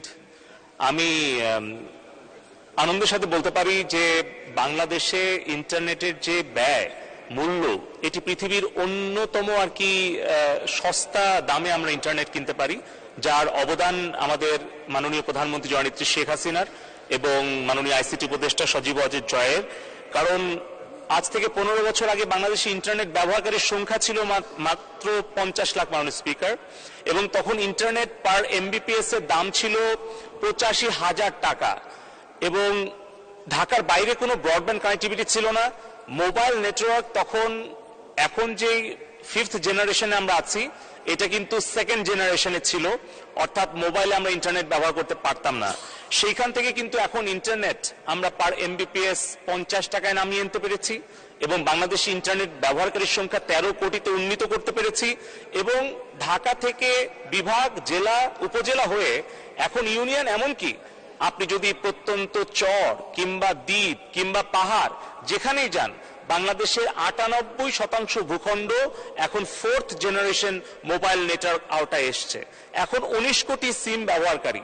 কিন্তু এই যে মোবাইল ফোনের যে বিপ্লব, ইন্টারনেট ব্যবহারের যে বিপ্লব, এটি কিন্তু সম্ভব হয়েছে মাননীয় প্রধানমন্ত্রী জননেত্রী শেখ হাসিনার দূরদর্শী নেতৃত্বের ফলে। 2008 সালে যখন ডিজিটাল বাংলাদেশের ঘোষণা দেওয়া হয়, তখন কিন্তু এই মোবাইল ব্যবহারকারীর সংখ্যা, ইন্টারনেট ব্যবহারকারীর সংখ্যা অত্যন্ত নগণ্য ছিল। সেখান থেকে আমরা এসেছি, এবং 1998 সালে যখন মাননীয় প্রধানমন্ত্রী মোবাইলের মনোপলি ভেঙে দিয়ে 4টি কোম্পানিকে উনি লাইসেন্স প্রদান করেন, তার ফলেই কিন্তু আজকে আমরা এই মোবাইলের সম্প্রসারণ এবং সাধারণ দরিদ্র মানুষের কাছে স্বল্প মূল্যে মোবাইল ফোন এবং ইন্টারনেট পৌঁছে দিতে পেরেছি। দ্বিতীয় যে অংশটি হচ্ছে যে আমরা গতকালকেই আমরা আমাদের বাংলাদেশ টেলিযোগাযোগ নিয়ন্ত্রণ কমিশনের উদ্যোগে আমরা একটি গণশুনানির আয়োজন করেছিলাম, যেখানে ফিজিক্যাল এবং ডিজিটাল মাধ্যমে 3000 জন প্রশ্ন জমা দিয়েছিলেন। 3 ঘন্টা ব্যাপী আমরা শুনানি করেছি। সেখানে আমরা এই মোবাইল নেটওয়ার্ক অপারেটরদেরকে, ইন্টারনেট সার্ভিস প্রোভাইডারদেরকে আমরা কিন্তু জবাবদিহিতার কাতারে এনেছি, সরাসরি গ্রাহকদের প্রশ্নের সম্মুখীন করেছি এবং আমরা সমাধানের পথও দিয়েছি। এবং তৃতীয়ত যেটা আমি বলবো যে আমাদের যে ভবিষ্যতে যে পরিকল্পনা, সেখানে অবশ্যই যে কোনো গ্রাহক, তিনি সংসদ সদস্য হন অথবা সাধারণ একজন নাগরিক হন, কৃষক হন, শ্রমিক হন, তারা যদি আমাদের বিটিআরসিতে অভিযোগ করেন, তাহলে সেই মোবাইল নেটওয়ার্ক অপারেটর কিংবা ইন্টারনেট সার্ভিস প্রোভাইডার যত প্রভাবশালী, যত বড় কোম্পানি হোক, তাদেরকে আমরা আর্থিকভাবে ফাইন করব, তাদেরকে আমরা আইনের আওতায় আনবো, এবং আমাদের সেই আইটি অডিট টিম রয়েছে, ফাইন্যান্সিয়াল অডিট টিম রয়েছে। আমরা সেই জবাবদিহিতা নিশ্চিত করছি বলেই আমাদের বিটিআরসি থেকে কিন্তু ৭৩,০০০ কোটি টাকা আমরা আমাদের রাজস্ব খাতে জমা দিতে পেরেছি। ধন্যবাদ মাননীয় স্পিকার। ধন্যবাদ মাননীয় মন্ত্রী। তারকা চিহ্নিত প্রশ্ন ২০৩, মাননীয় সদস্য জনাব মোহাম্মদ তৌহিদুজ্জামান, যশোর ২, আপনি উত্থাপন করুন। মাননীয় স্পিকার, আপনাকে ধন্যবাদ। মাননীয় স্পিকার, আজ ৯ মে মেধাবী, সৎ, নিরহংকারী, আন্তর্জাতিক খ্যাতিসম্পন্ন বিশিষ্ট পরমাণু বিজ্ঞানী ডক্টর এম.এ. ওয়াজেদ মিয়ার আজকে ১৫তম প্রয়াণ দিবস। আমি তার চিকিৎসার সাথে সরাসরি সম্পৃক্ত চিকিৎসক হিসাবে সম্পৃক্ত থেকে গর্বিত ও আলোকিত মানুষটির আজকের এই মৃত্যু দিনে আমি স্মৃতিকাতর হয়ে পড়ি। আমি ওনার আত্মার মাগফিরাত কামনা করি এবং মহান রব্বুল আলামিনের কাছে দোয়া করি উনি যেন জান্নাতবাসী হন। মাননীয় স্পিকার, আমি তারকা চিহ্নিত প্রশ্ন ২০৩ এই মহান সংসদে আপনার মাধ্যমে উপস্থাপন করলাম। আপনাকে ধন্যবাদ। ধন্যবাদ মাননীয় সদস্য। তারকা চিহ্নিত প্রশ্ন ২০৩ সংসদে উত্থাপিত হলো। মাননীয় অর্থমন্ত্রীর পক্ষে মাননীয় অর্থ প্রতিমন্ত্রী ওয়াসিকা আয়েশা খান। ধন্যবাদ মাননীয় স্পিকার। মাননীয় সদস্য জনাব মোহাম্মদ তৌহিদুজ্জামানকে আপনার পক্ষ থেকে আমি ধন্যবাদ জানাচ্ছি এই প্রশ্ন উত্থাপন করার জন্য। স্বাস্থ্য খাতকে সুসংহতকরণে ওষুধ, চিকিৎসা সামগ্রী ও স্বাস্থ্য সুরক্ষা সামগ্রী উৎপাদনে প্রয়োজনীয় কার্যক্রম গ্রহণ করা হয়েছে মাননীয় স্পিকার। তার মধ্যে বর্তমানে কিডনি ডায়ালাইজার কিট আমদানিতে মোট কর ভার 15.25%। কাস্টম ডিউটি, তার মধ্যে কাস্টম ডিউটি 5%, রেগুলেটরি ডিউটি নেই, সাপ্লিমেন্টারি ডিউটি নেই, advance tax 5%, advance income tax 5%, value added tax নেই। এই করভার প্রযোজ্য রয়েছে। বর্ণিত বিষয়ে করভার কমানোর প্রস্তাব করা হলে তা যথানিয়মে বিধি মোতাবেক বিবেচনা করা হবে মাননীয় স্পিকার। ধন্যবাদ। ধন্যবাদ মাননীয় মন্ত্রী। মাননীয় সদস্য জনাব মোহাম্মদ তৌহিদুজ্জামান, সম্পূরক প্রশ্ন করুন। মাননীয় স্পিকার, আপনাকে ধন্যবাদ। আমি মাননীয় অর্থ প্রতিমন্ত্রীকে এই প্রশ্নের উত্তর দানের জন্য ধন্যবাদ জানাই, কিন্তু আজকেই আমি ভেন্ডরের থেকে যে লেটেস্ট ট্যারিফ এটা আমি কালেক্ট করেছি। আমাদের যে ডায়ালাইসিস ফিল্টার তার জন্য কর বহাল আছে 37%, কাস্টম ডিউটি 10%, ভ্যাট 15%, এআইটি 5%, এটি 5%, গড়ে 37%। ডায়ালাইসিস করার সময় বেশ কতগুলো আনুষঙ্গিক সার্কিট জড়িত থাকে। ডায়ালাইসিস সার্কিটের উপরে যে কর আরোপ করা আছে সেটা 37%, এটার ফ্র্যাকশনও অনেকটা এরকম। পার্মানেন্ট ক্যাথেটার তার জন্য 15% এবং শর্ট ক্যাথেটার তার জন্য 5%। আমি আবারও আপনার মাধ্যমে মাননীয় মন্ত্রীকে এই কর হার কমানোর জন্য আবার আমি বিবেচনা করার জন্য অনুরোধ করছি। আপনাকে ধন্যবাদ। ধন্যবাদ মাননীয় সদস্য। মাননীয় মন্ত্রী। ধন্যবাদ মাননীয় স্পিকার। মাননীয় সদস্যের প্রস্তাবনা প্রণিধানযোগ্য এবং এই বিষয়ে সুনির্দিষ্ট একটি প্রস্তাবনা যদি পাঠানো হয় সেটা বিবেচনা করা হবে। ধন্যবাদ মাননীয় স্পিকার। ধন্যবাদ মাননীয় মন্ত্রী। মাননীয় সদস্যবৃন্দ, মাননীয় মন্ত্রীদের জন্য নির্ধারিত তারকা চিহ্নিত প্রশ্ন জিজ্ঞাসা উত্তর পর্ব আজকের মতো এখানেই শেষ হল। মাননীয় সদস্যবৃন্দ, দিনের কার্যসূচি অনুযায়ী জরুরি জনগুরুত্ব সম্পন্ন বিষয়ে মনোযোগ আকর্ষণ বিধি ৭১-এর আওতায় প্রাপ্ত নোটিশ সমূহের উপর কার্যক্রম স্থগিত রাখা হল। মাননীয় সদস্যবৃন্দ, দিনের কার্যসূচি অনুযায়ী এখন বেসরকারি সদস্যদের সিদ্ধান্ত প্রস্তাব। আমি এখন উত্থাপনীয় সিদ্ধান্ত প্রস্তাবগুলো উত্থাপনের আহ্বান জানাবো। প্রথম সিদ্ধান্ত প্রস্তাব। প্রথমে মাননীয় সদস্য জনাব আব্দুর রউফ কুষ্টিয়া 4-কে সিদ্ধান্ত প্রস্তাবটি উত্থাপনের আহ্বান জানাচ্ছি। অনুপস্থিত, উত্থাপিত হল না। দ্বিতীয় সিদ্ধান্ত প্রস্তাব। দ্বিতীয় সিদ্ধান্ত প্রস্তাবটি উত্থাপনের জন্য মাননীয় সদস্য জনাব মোহাম্মদ সিদ্দিকুর রহমান পাটোয়ারি নাটোর 4-কে আহ্বান জানাচ্ছি। ধন্যবাদ মাননীয় স্পিকার। মাননীয় স্পিকার, আপনাকে ধন্যবাদ আমাকে সুযোগ দেওয়ার জন্য। আমি আপনার মাধ্যমে আমার সিদ্ধান্ত প্রস্তাব সংসদের অভিমত এই যে নাটোর জেলার গুরুদাসপুর ও বড়াইগ্রাম উপজেলার মধ্যবর্তী স্থানে একটি কারিগরি কলেজ স্থাপন করা হোক, সিদ্ধান্ত প্রস্তাবটি উত্থাপন করিলাম। ধন্যবাদ মাননীয় সদস্য। সিদ্ধান্ত প্রস্তাবটি সংসদে উত্থাপিত হল। তৃতীয় সিদ্ধান্ত প্রস্তাব। তৃতীয় সিদ্ধান্ত প্রস্তাব উত্থাপনের জন্য মাননীয় সদস্য আব্দুল্লাহ নাহিদ নিগার গাইবান্ধা 1-কে আহ্বান জানাচ্ছি। ধন্যবাদ মাননীয় স্পিকার। সংসদের অভিমত এই যে গাইবান্ধা জেলার সুন্দরগঞ্জ উপজেলায় একটি কৃষি কলেজ স্থাপন করা হোক। আমি আপনার অনুমতি ক্রমে সিদ্ধান্ত প্রস্তাবটি সংসদে উত্থাপন করলাম। ধন্যবাদ মাননীয় স্পিকার। ধন্যবাদ মাননীয় সদস্য। প্রস্তাবটি সংসদে উত্থাপিত হল। চতুর্থ সিদ্ধান্ত প্রস্তাব। চতুর্থ সিদ্ধান্ত প্রস্তাবটি উত্থাপনের জন্য মাননীয় সদস্য জনাব ইফতেখার উদ্দিন তালুকদার পিন্টু নেত্রকোনা 3-কে আহ্বান জানাচ্ছি। অনুপস্থিত, উত্থাপিত হল না। পঞ্চম সিদ্ধান্ত প্রস্তাব। পঞ্চম সিদ্ধান্ত প্রস্তাবটি উত্থাপনের জন্য মাননীয় সদস্য জনাব নুরুদ্দিন চৌধুরী নয়ন লক্ষ্মীপুর 2-কে আহ্বান জানাচ্ছি। অনুপস্থিত, উত্থাপিত হল না।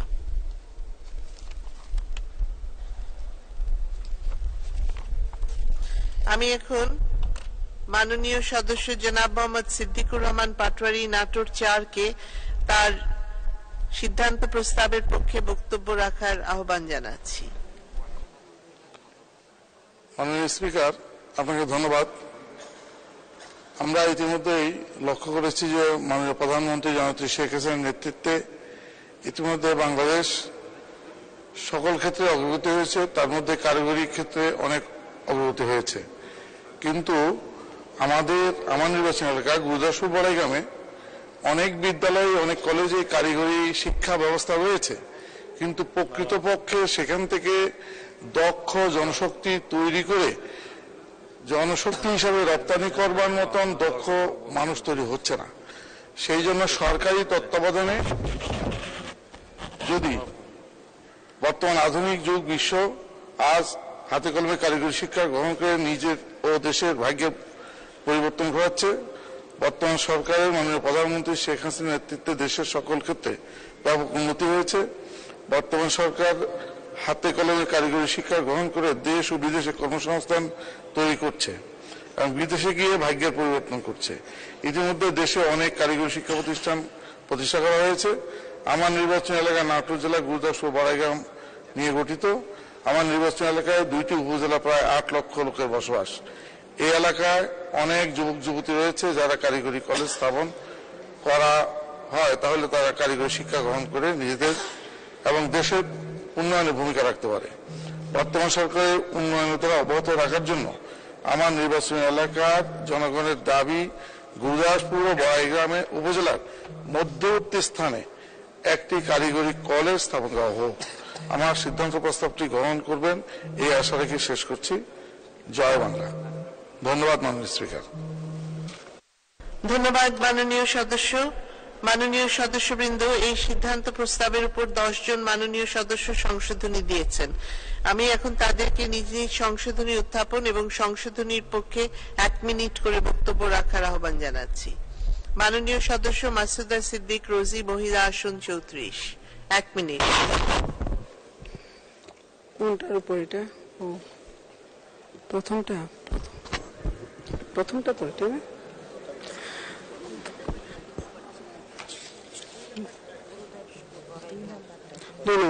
ধন্যবাদ আপনাকে। মাননীয় সদস্যের সিদ্ধান্ত প্রস্তাবের সাথে আমি একমত পোষণ করছি যে নরসিংদী জেলায় নরসিংদী সদর বা পলাশ উপজেলায় অবিলম্বে একটি কারিগরি কলেজ স্থাপন করার প্রস্তাব করছি। ধন্যবাদ। ধন্যবাদ মাননীয় সদস্য জনাব আবু জাফর মোহাম্মদ শফিউদ্দিন, কুমিল্লা ৮। 1 মিনিট। মাননীয় স্পিকার, আপনাকে ধন্যবাদ।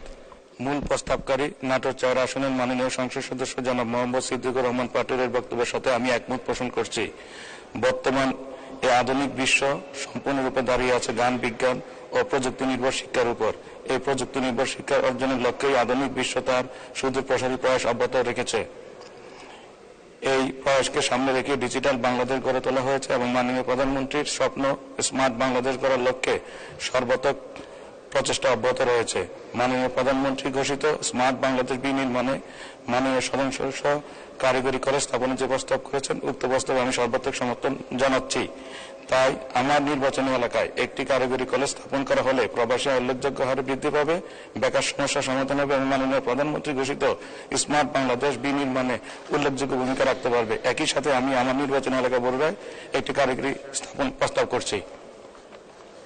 ধন্যবাদ মাননীয় সদস্য জনাব মোহাম্মদ মুজিবুল হক, বিরোধী দলীয় চিফ হুইপ, কিশোরগঞ্জ ৩। 1 মিনিট।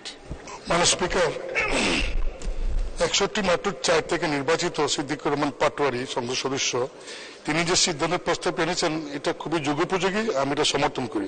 মাননীয় স্পিকার, বাংলাদেশে প্রতি বছর 18 থেকে 20 লক্ষ জব মার্কেটে নতুন চাকরি প্রত্যাশী।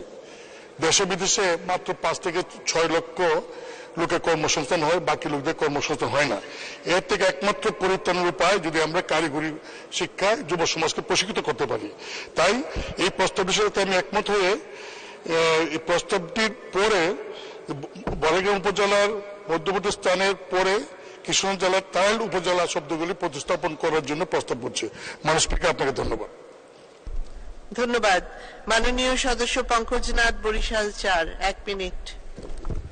মাননীয় স্পিকার, আপনাকে ধন্যবাদ। মাননীয় স্পিকার, মাননীয় সংসদ সদস্য সিদ্দিকুর রহমান পাটোয়ারি সাহেবের প্রস্তাবের সাথে আমি একমত পোষণ করে অনুরোধ করছি যে শিক্ষিত অর্ধশিক্ষিত ঝরে পড়া যুবক যাদেরকে আত্মকর্মসংস্থান কর্মসূচির মাধ্যমে মাননীয় প্রধানমন্ত্রী পুনর্বাসনের উদ্যোগ নিয়েছিলেন, নানা কারণে পারিবারিক দারিদ্রতা, দুর্ঘটনা, দৈব দুর্বিপাক, নানা কারণে আমাদের শিক্ষিত লেখাপড়া করতে আগ্রহী মানুষগুলো ঝরে পড়ে যায়, অভাবের কারণে ঝরে পড়ে যেত এক সময়।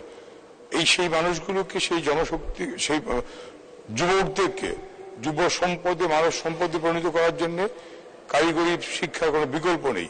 আমি চাই আমার নির্বাচনী এলাকা মেহেন্দিগঞ্জে কারিগরি স্কুল কলেজ প্রতিষ্ঠা হোক, যার মধ্য দিয়ে নদী তীরবর্তী উপকূলীয় অঞ্চলে জেলে কৃষকদের সন্তানদেরকে আমরা দক্ষ মানব শক্তিতে মানব সম্পদে রূপান্তর করতে পারি। সেই জন্য আমি ওই প্রস্তাব একমত পোষণ করে মেহেন্দিগঞ্জে। ধন্যবাদ মাননীয় সদস্য জনাব মাহবুবুর রহমান, চট্টগ্রাম ১। ধন্যবাদ। 1 মিনিট।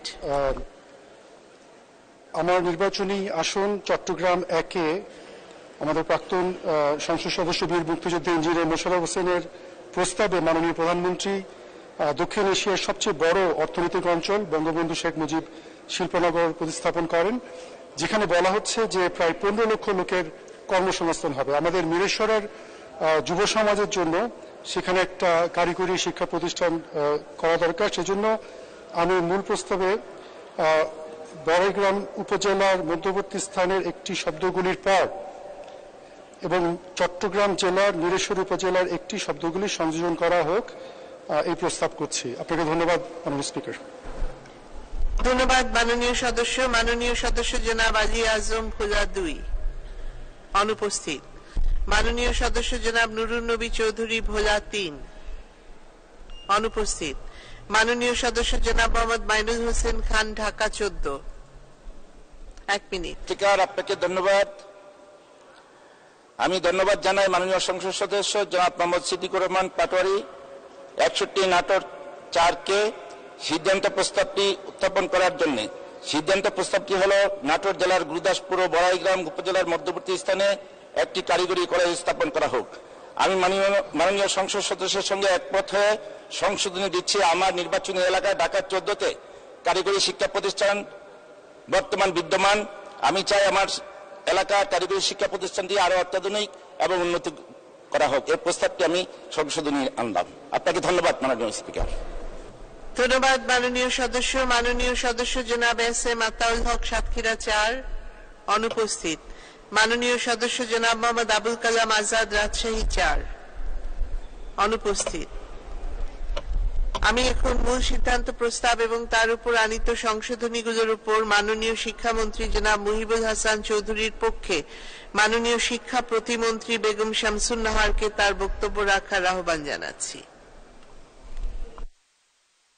মাননীয় স্পিকার, সিদ্ধান্ত প্রস্তাব উত্থাপনকারী নাটোর 4 থেকে নির্বাচিত মাননীয় সংসদ সদস্য জনাব মোহাম্মদ সিদ্দিকুর রহমান পাটোয়ারী এবং এই প্রস্তাবের বিপরীতে সংশোধনী উপস্থাপনকারী মাননীয় সদস্যদের আন্তরিক ধন্যবাদ জ্ঞাপন করছি। আমি মহান সংসদের সদয় অবগতির জন্য আনন্দের সঙ্গে জানাচ্ছি যে ভিশনারি রাষ্ট্রনায়ক মাননীয় প্রধানমন্ত্রী জননেত্রী শেখ হাসিনার প্রাজ্ঞ নেতৃত্বে দেশের প্রতিটি উপজেলায় একটি করে টেকনিক্যাল স্কুল ও কলেজ টিএসসি স্থাপনের কাজ চলমান রয়েছে। কারিগরি ও মাদ্রাসা শিক্ষা বিভাগের অধীন কারিগরি শিক্ষা অধিদপ্তর কর্তৃক বাস্তবায়িত 100টি উপজেলার একটি করে টেকনিক্যাল স্কুল ও কলেজ টিএসসি স্থাপন প্রকল্পের আওতায় নাটোর জেলার গুরুদাসপুর উপজেলার গুরুদাসপুর সরকারি টেকনিক্যাল স্কুল ও কলেজ স্থাপন করা হয়েছে এবং 2021 শিক্ষাবর্ষ হতে 6ষ্ঠ থেকে দ্বাদশ শ্রেণী civil contractor and safety, IT and IoT, basic general electrical works ও ফিশ কালচার অ্যান্ড ব্রিডিং ট্রেডের শিক্ষা চালু রয়েছে। নতুন প্রকল্পের আওতায় উপজেলা পর্যায়ে 329টি টেকনিক্যাল স্কুল ও কলেজ নির্মাণ প্রকল্পে নাটোর জেলার বড়াইগ্রাম উপজেলার একটি টেকনিক্যাল স্কুল অ্যান্ড কলেজ নির্মাণের প্রস্তাব ডিপিপিতে উল্লেখ রয়েছে। সে মোতাবেক উক্ত উপজেলার একটি টেকনিক্যাল স্কুল ও কলেজ নির্মাণের লক্ষ্যে প্রাথমিকভাবে ভূমি নির্বাচন করার প্রস্তাব 13 জুন 2022 ও 18 জানুয়ারি 2024 তারিখে জেলা প্রশাসক ও উপজেলা নির্বাহী অফিসার বরাবর পত্র প্রেরণ করা হয়। স্থানীয় প্রশাসক হতে প্রস্তাব পাওয়া যায়, সাথে সাথে টিএসসির স্থাপনের কার্যক্রম শুরু করা হবে। আমি মাননীয় সংসদ সদস্যকে স্থানীয় জনপ্রশাসনের সঙ্গে যোগাযোগ করে জমি অধিগ্রহণের প্রক্রিয়া দ্রুত করার জন্য অনুরোধ করছি। এমত অবস্থায় আমি সিদ্ধান্ত প্রস্তাবটি প্রত্যাহার করার জন্য মাননীয় সংসদ সদস্য জনাব সিদ্দিকুর রহমান পাটোয়ারীকে অনুরোধ করছি। ধন্যবাদ মাননীয় স্পিকার। ধন্যবাদ মাননীয় প্রতিমন্ত্রী। মাননীয় সদস্য জনাব মোহাম্মদ সিদ্দিকুর রহমান পাটোয়ারী নাটোর 4, আপনার সিদ্ধান্ত প্রস্তাব সম্পর্কে মাননীয় প্রতিমন্ত্রী যে বিবৃতি দিয়েছেন তার প্রেক্ষিতে আপনি ইচ্ছে করলে প্রস্তাবটি প্রত্যাহার করতে পারেন। ধন্যবাদ মাননীয় স্পিকার। আমি ধন্যবাদ জানাই মাননীয় মন্ত্রী মহোদয়কে আমার সিদ্ধান্ত প্রস্তাবের উপর বক্তব্য দানের জন্য। আমি আরো ধন্যবাদ জানাই যে সকল মাননীয় সংসদ সদস্য আমার সিদ্ধান্ত প্রস্তাবের সাথে একমত হয়ে সংশোধন দিয়েছেন তাদেরকে। মাননীয় মন্ত্রী আমার প্রস্তাবটি এখন না হলেও পর্যায়ক্রমে দিবেন এই আশা রেখে আমি সিদ্ধান্ত প্রস্তাবটি প্রত্যাহার করছি। মাননীয় স্পিকার, আপনাকে ধন্যবাদ। ধন্যবাদ মাননীয় সদস্যবৃন্দ। প্রস্তাব উত্থাপনকারী মাননীয় সদস্য তার প্রস্তাবটি প্রত্যাহারের ইচ্ছা ব্যক্ত করেছেন। কার্যপ্রণালী বিধির 138 বিধির 1 উপবিধি অনুযায়ী প্রত্যাহারের ক্ষেত্রে সংসদের অনুমতি প্রয়োজন। আমি এখন প্রত্যাহারের প্রস্তাবটি ভোটে দিচ্ছি।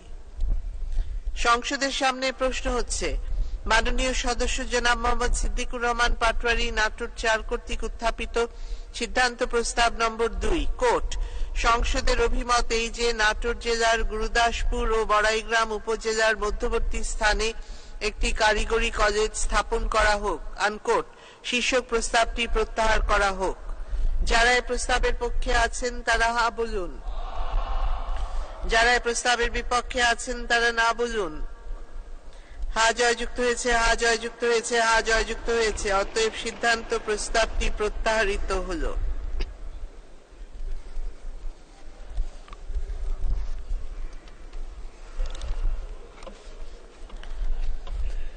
সিদ্ধান্ত প্রস্তাব নম্বর 3। আমি এখন মাননীয় সদস্য আব্দুল্লাহ নাহিদ নিগার গাইবান্ধা 1-কে তার সিদ্ধান্ত প্রস্তাবের পক্ষে বক্তব্য রাখার আহ্বান জানাচ্ছি।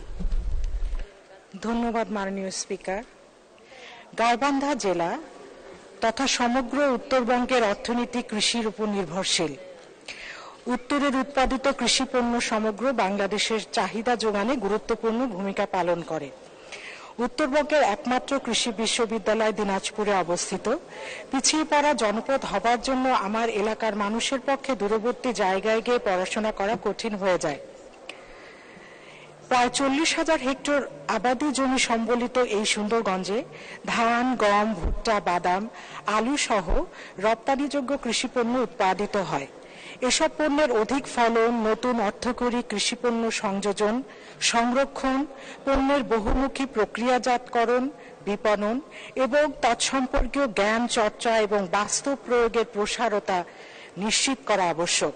উল্লেখ্য, আমার এলাকায় দক্ষিণবঙ্গের মতো নদীর নাব্যতা না থাকায় বৃহৎ বা ভারী শিল্প বিকাশটাও সহজ নয়। এ প্রেক্ষাপটে আমাদের যে বড় শক্তি কৃষি, এটির উপর নির্ভর করে শিল্পের বিকাশ খুবই যৌক্তিক। এ কারণে আমার এলাকা সুন্দরগঞ্জে একটি কৃষি কলেজ স্থাপন জরুরি মনে করছি। এই কলেজ শুধুমাত্র যে আমার এলাকাকে এগিয়ে নেবে তা নয়, পার্শ্ববর্তী রংপুর এবং গাইবান্ধার অন্যান্য কৃষি নির্ভর অঞ্চলের শিক্ষার্থীরাও এই কলেজে পড়াশোনা করার সুযোগ পাবে এবং নিজ নিজ এলাকাতে একইভাবে কৃষি উৎপাদন এগিয়ে নিতে অবদান রাখতে পারবে। একই সাথে আমার শিক্ষিত কৃষি উদ্যোক্তা বিকাশে অবদান রাখতে পারবে। ধন্যবাদ মাননীয় স্পিকার। ধন্যবাদ মাননীয় সদস্য। মাননীয় সদস্যবৃন্দ, এই সিদ্ধান্ত প্রস্তাবের উপর 10 জন মাননীয় সদস্য সংশোধনী দিয়েছেন। আমি এখন তাদেরকে নিজ নিজ সংশোধনী উত্থাপন ও সংশোধনীর উপর 1 মিনিট করে বক্তব্য রাখার আহ্বান জানাচ্ছি। মাননীয় সদস্য মাসুদা সিদ্দিক রোজি, মহিলা আসন 34, 1 মিনিট। ধন্যবাদ মাননীয় স্পিকার। বেগম আব্দুল্লাহ নাহিদ নিগার গাইবান্ধা 1 মাননীয় সদস্যের সিদ্ধান্ত প্রস্তাবের সাথে আমি একমত পোষণ করছি এবং পাশাপাশি নরসিংদী জেলার নরসিংদী সদর এবং পলাশ উপজেলা অবিলম্বে একটি কৃষি কলেজ স্থাপন করার প্রস্তাব করছি। যেহেতু কর্মদক্ষ জনগোষ্ঠী গড়ে তুলতে পৃথিবীর সব দেশে কৃষি কারিগরি শিক্ষার উপর যথেষ্ট জোর দেওয়া হয়। শিক্ষা ব্যবস্থার অন্যতম একটি ধারা হচ্ছে কৃষি কারিগরি শিক্ষা। কর্মশিক্ষার অভাবে অনেকেই তার সাফল্য অর্জনে ব্যর্থ হয়। কৃষি শিক্ষার উন্নয়নে লেখাপড়া করে দেশে এবং দেশের বাইরে কেরিয়ার গড়ার সুযোগ পাচ্ছে। কর্মমুখী শিক্ষা একটি অন্যতম ধারা হচ্ছে কৃষি ডিপ্লোমা। বাংলাদেশ কৃষি প্রধান দেশ। অবাধযোগ্য কৃষি জমির পরিমাণ সামান্যই সীমিত সম্পদ দিয়ে বিপুল জনগোষ্ঠীর খাদ্য সমস্যা মেটানোর জন্য কৃষি বিজ্ঞানী, কৃষিবিদগণ তথ্য। ধন্যবাদ। মাননীয় সদস্য জনাব আবু জাফর মোহাম্মদ শফিউদ্দিন, কুমিল্লা 8, 1 মিনিট। মাননীয় স্পিকার, আপনাকে ধন্যবাদ। বাংলাদেশ একটি কৃষি প্রধান দেশ। এই দেশের জিডিপিতে কৃষির অবদান প্রায় 33 ভাগ এবং মোট শ্রমশক্তির শতকরা 65% এই খাতে নিয়োজিত। আমাদের বৈদেশিক মুদ্রা অর্জনের ক্ষেত্রে একক খাত হিসাবে কৃষি খাত এর অবদান সবচেয়ে বেশি। বাংলাদেশের ন্যায় জনবহুল দেশের বেকার সমস্যার সমাধানে কৃষি সেক্টর অত্যন্ত গুরুত্বপূর্ণ ভূমিকা পালন করে থাকে। এই অপরিসীম গুরুত্বের কথা অনুধাবন করে আমাদের কৃষি শিক্ষায় আগ্রহী হতে হবে এবং এই দেশে বহু সংখ্যক কৃষি কলেজ স্থাপন করা প্রয়োজন। তাই গাইবান্ধা 1 আসনের মাননীয় সদস্য তার উপজেলায় একটি কৃষি কলেজ স্থাপনের যে প্রস্তাব করেছেন তা আমি দৃঢ়ভাবে সমর্থন করি এবং একই সাথে আমার নির্বাচনী এলাকা বরুড়ায় একটি কৃষি কলেজ স্থাপনের জন্য জোর দাবি জানাচ্ছি। ধন্যবাদ মাননীয় প্রধানমন্ত্রী।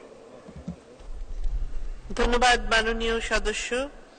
মাননীয় সদস্য জনাব মোহাম্মদ মুজিবুল হক, কিশোরগঞ্জ 3, বিরোধী দলীয় চিফ হুইপ, 1 মিনিট।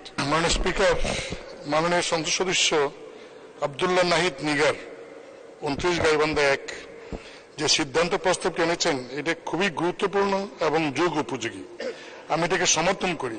মাননীয় স্পিকার, দেশ স্বাধীন হওয়ার আগে একই দেশ ছিল, একই এলাকা, 7.5 কোটি মতো মানুষ ছিল। তখন মানুষ না খেয়ে মারা যেত। আজ স্বাধীন হয়েছে দেশ প্রায় 52 বছর। আমরা আমাদের দেশের কৃষকরা বিশেষ করে 2 গুণ 3 গুণ 4 গুণ বেশি ফলনের কারণে আজকে আমরা মানুষের খাদ্যের অভাব নাই। এবং এটার জন্য একটা বিশাল অবদান হলো আমাদের দেশের কৃষিবিদদের, যারা কৃষি বিশ্ববিদ্যালয়ে অথবা কৃষি ইনস্টিটিউটে শিক্ষালাভ করেছেন। তাই আমি মনে করি যে এই সুন্দরগঞ্জে উপজেলা একটা কৃষি কলেজ হওয়া উচিত এবং এর সাথে কিশোরগঞ্জ জেলা তাইল উপজেলা একটা কৃষি কলেজ হওয়া দরকার এবং করার। ধন্যবাদ। মাননীয় সদস্য পঙ্কজনাথ, বরিশাল 4, 1 মিনিট। মাননীয় স্পিকার, আপনাকে ধন্যবাদ। আমি মাননীয় সদস্য নাহিদ নিগার সাথে সম্মতি একমত পোষণ করে দাবি করছি যে মাননীয় প্রধানমন্ত্রী আহ্বান জানিয়েছেন যে আমার কৃষি জমি যেন এক মুহূর্তের জন্য এক খণ্ড জমি যেন অনাবাদি না থাকে। কৃষি বিজ্ঞানীদের প্রতি মাননীয় প্রধানমন্ত্রী যে অনবদ্য পৃষ্ঠপোষকতা, সেই কারণে উত্তরোত্তর সমৃদ্ধ গবেষণার কারণে ফসলের আর ঘাটতি নেই। আজকে 4 ফসলের জন্য মাঠকে প্রস্তুত করা হচ্ছে। আউশ, আমন, বোরোর ফাঁকে সরিষার চাষ করা যায় কিনা সেই জন্য গবেষণা হচ্ছে। হিজলা, মেহেন্দিগঞ্জ, মুলাদি বা নোয়াখালী, ভোলার এই যে মেঘনা তীরবর্তী চরাঞ্চলে আমরা 4 ফসলি মাঠ প্রস্তুত করতে চাই। সেই জন্য সেখানে মেধাবী কৃষিবিদদের সমন্বয় ঘটানোর জন্য এটি কৃষি কলেজ স্থাপন করতে পারলে আমরা মনে করি এই দুর্গম চরাঞ্চল যেখানে লোনা পানির প্রভাব বাড়তে পারে, সেই লোনা পানিতেও কিভাবে চাষ করা যায় সেটি গবেষণা করে এই ফসলি জমিতে উন্নত করার জন্য আমি মেহেন্দিগঞ্জে একটি কৃষি কলেজ স্থাপনের।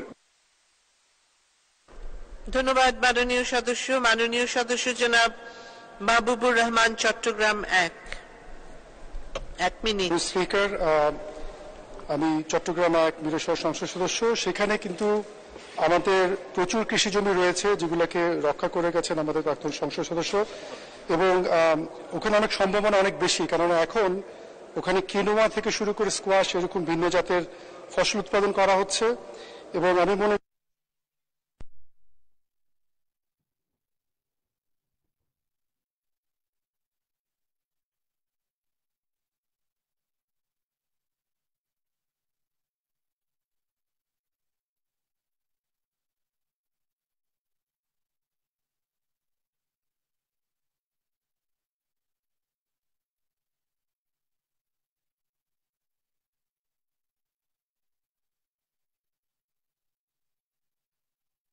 নবী চৌধুরী, ভোলা 3, 1 মিনিট। মাননীয় স্পিকার, আপনাকে ধন্যবাদ। 29 গাইবান্ধা 1 আসন থেকে নির্বাচিত মাননীয় সংসদ সদস্য জনাব আব্দুল্লাহ নাহিদ নিগার কর্তৃক উত্থাপিত সিদ্ধান্ত প্রস্তাব সংসদের অভিমত এই যে গাইবান্ধা জেলার সুন্দরগঞ্জ উপজেলায় একটি কৃষি কলেজ স্থাপন করা হোক। মাননীয় স্পিকার, কৃষি বান্ধব সরকারের মাননীয় প্রধানমন্ত্রী অর্জিত সাফল্যসমূহ রক্ষাকল্পে ও দেশের কৃষি খাতের অর্জিত ক্রমবর্ধমান অগ্রগতি অব্যাহত রাখা সহ আরও উন্নতির লক্ষ্যে কৃষি শিক্ষার উপর জোর দিতে হবে। তাই আমি আলোচ্য বিষয়টি সমর্থন করে একটি সংশোধনী প্রস্তাব প্রদান করছি। আমার সংশোধনী হচ্ছে মূল প্রস্তাবের গাইবান্ধা জেলার সুন্দরগঞ্জ উপজেলার শব্দাবলীর পর ভোলা জেলার লালমোহন উপজেলায় একটি শব্দাবলী সংযোজন করে প্রস্তাবটি মহান জাতীয় সংসদ কর্তৃক গ্রহণ করা হোক। মাননীয় স্পিকার, আপনাকে ধন্যবাদ। ধন্যবাদ মাননীয় সদস্য জনাব মোহাম্মদ মাইনুল হোসেন খান, ঢাকা 14, 1 মিনিট। ধন্যবাদ মাননীয় স্পিকার। আমি ধন্যবাদ জানাই মাননীয় সংসদ সদস্য আব্দুল্লাহ নাহিদ নিগার 29 গাইবান্ধা 1-কে সিদ্ধান্ত প্রস্তাবটি উত্থাপন করার জন্য। সিদ্ধান্ত প্রস্তাবটি হল গাইবান্ধা জেলার সুন্দরগঞ্জ উপজেলায় একটি কৃষি কলেজ স্থাপন করা হোক। আমি মাননীয় সংসদ সদস্যের সঙ্গে একমত পোষণ করে সংশোধনী দিয়েছি। আমার সংশোধনীর মূল প্রস্তাবের পরে ঢাকা 14 নির্বাচনী এলাকায় একটি কৃষি বিশ্ববিদ্যালয় স্থাপন শব্দাবলী সংযোজন করা হোক। বর্তমান সরকার দেশে কৃষি ক্ষেত্রে উন্নতি এবং অধিক পরিমাণ ফসল ফলনের লক্ষ্যে অনেক কৃষি বিশ্ববিদ্যালয় প্রতিষ্ঠা করেছেন। উক্ত কৃষি বিশ্ববিদ্যালয়ের মাধ্যমে গবেষণা করে অনেক সাফল্য এসেছে। আমি মনে করি এই ধারার অংশ হিসেবে মূল প্রস্তাব সহ আমার সংশোধনী গ্রহণ করবেন এ প্রত্যাশায় শেষ করছি। ধন্যবাদ মাননীয় স্পিকার। ধন্যবাদ মাননীয় সদস্য জনাব এস.এম. আতাউল হক, সাতক্ষীরা 4, অনুপস্থিত। মাননীয় সদস্য জনাব মোহাম্মদ আবুল কালাম আজাদ, রাজশাহী 4, অনুপস্থিত। আমি এখন মূল সিদ্ধান্ত প্রস্তাব এবং তার উপর আনিত সংশোধনীগুলোর উপর মাননীয় শিক্ষামন্ত্রী জনাব মুহিবুল হাসান চৌধুরীর পক্ষে মাননীয় প্রতিমন্ত্রী শামসুন নাহারের বক্তব্য রাখার আহ্বান জানাচ্ছি। স্পিকার, আপনাকে ধন্যবাদ। মূল প্রস্তাব উপস্থাপনকারী গাইবান্ধা 1 থেকে নির্বাচিত মাননীয় সংসদ সদস্য বেগম আব্দুল্লাহ নাহিদ নিগার এবং এই প্রস্তাবের বিপরীতে সংশোধনী প্রস্তাব উত্থাপনকারী মাননীয় সংসদ সদস্যদের আন্তরিক ধন্যবাদ জ্ঞাপন করছি। আপাতত গাইবান্ধা জেলার সুন্দরগঞ্জ উপজেলার সরকারিভাবে কৃষি কলেজ স্থাপন করার কোনো পরিকল্পনা নেই। আমার জানা মতে প্রস্তাব উত্থাপনকারী মাননীয় সংসদ সদস্য পারিবারিকভাবে একটি শিল্পপতি পরিবারের সন্তান। তার পরিবার সমাজ ও দেশের জন্য ইতিবাচক কাজ করে যাচ্ছেন। আমি এই মাননীয় সংসদ সদস্যকে বেসরকারি উদ্যোগে একটি কৃষি কলেজ স্থাপনের জন্য অনুরোধ করছি। তিনি এই উদ্যোগ নিলে আমাদের মন্ত্রণালয় থেকে সার্বিক সহযোগিতা প্রদান করা হবে। যেহেতু আপাতত উপজেলা পর্যায়ে কৃষি কলেজ সরকারিভাবে স্থাপনের পরিকল্পনা নেই, সেহেতু মাননীয় সংসদ সদস্যকে সিদ্ধান্ত প্রস্তাবটি প্রত্যাহারের জন্য অনুরোধ করছি। ধন্যবাদ মাননীয় স্পিকার। ধন্যবাদ মাননীয় প্রতিমন্ত্রী। মাননীয় সদস্য আব্দুল্লাহ নাহিদ নিগার, গাইবান্ধা 1, আপনার সিদ্ধান্ত প্রস্তাব সম্পর্কে মাননীয় প্রতিমন্ত্রী যে বিবৃতি দিয়েছেন তার প্রেক্ষিতে আপনি ইচ্ছে করলে প্রস্তাবটি প্রত্যাহার করতে পারেন। ধন্যবাদ মাননীয় স্পিকার। ধন্যবাদ মাননীয় প্রতিমন্ত্রী মহোদয়। এবং আমি ধন্যবাদ জানাতে চাই আমার প্রস্তাবের সপক্ষে যেসব সংসদ সদস্য আমাকে সাপোর্ট করেছেন এবং তাদের প্রস্তাব উপস্থাপনের জন্য। প্রতিমন্ত্রী মহোদয়,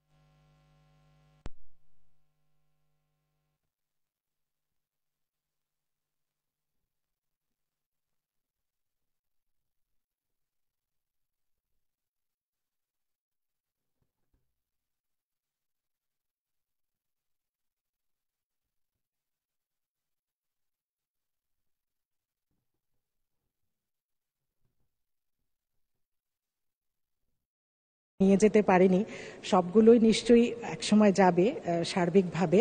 তো নিদেন পক্ষে একটা ডিপ্লোমা কলেজের কথাও পরে আমি মন্ত্রণালয়ের সঙ্গে মন্ত্রী মহোদয়দের সঙ্গে বসে নিশ্চয়ই উনি যেহেতু আমাকে সাহায্যের হাত বাড়াবেন বলেছেন, নিশ্চয়ই আমরা বসে একটা ডিপ্লোমা করার জন্য উপকৃত হবে সবাই।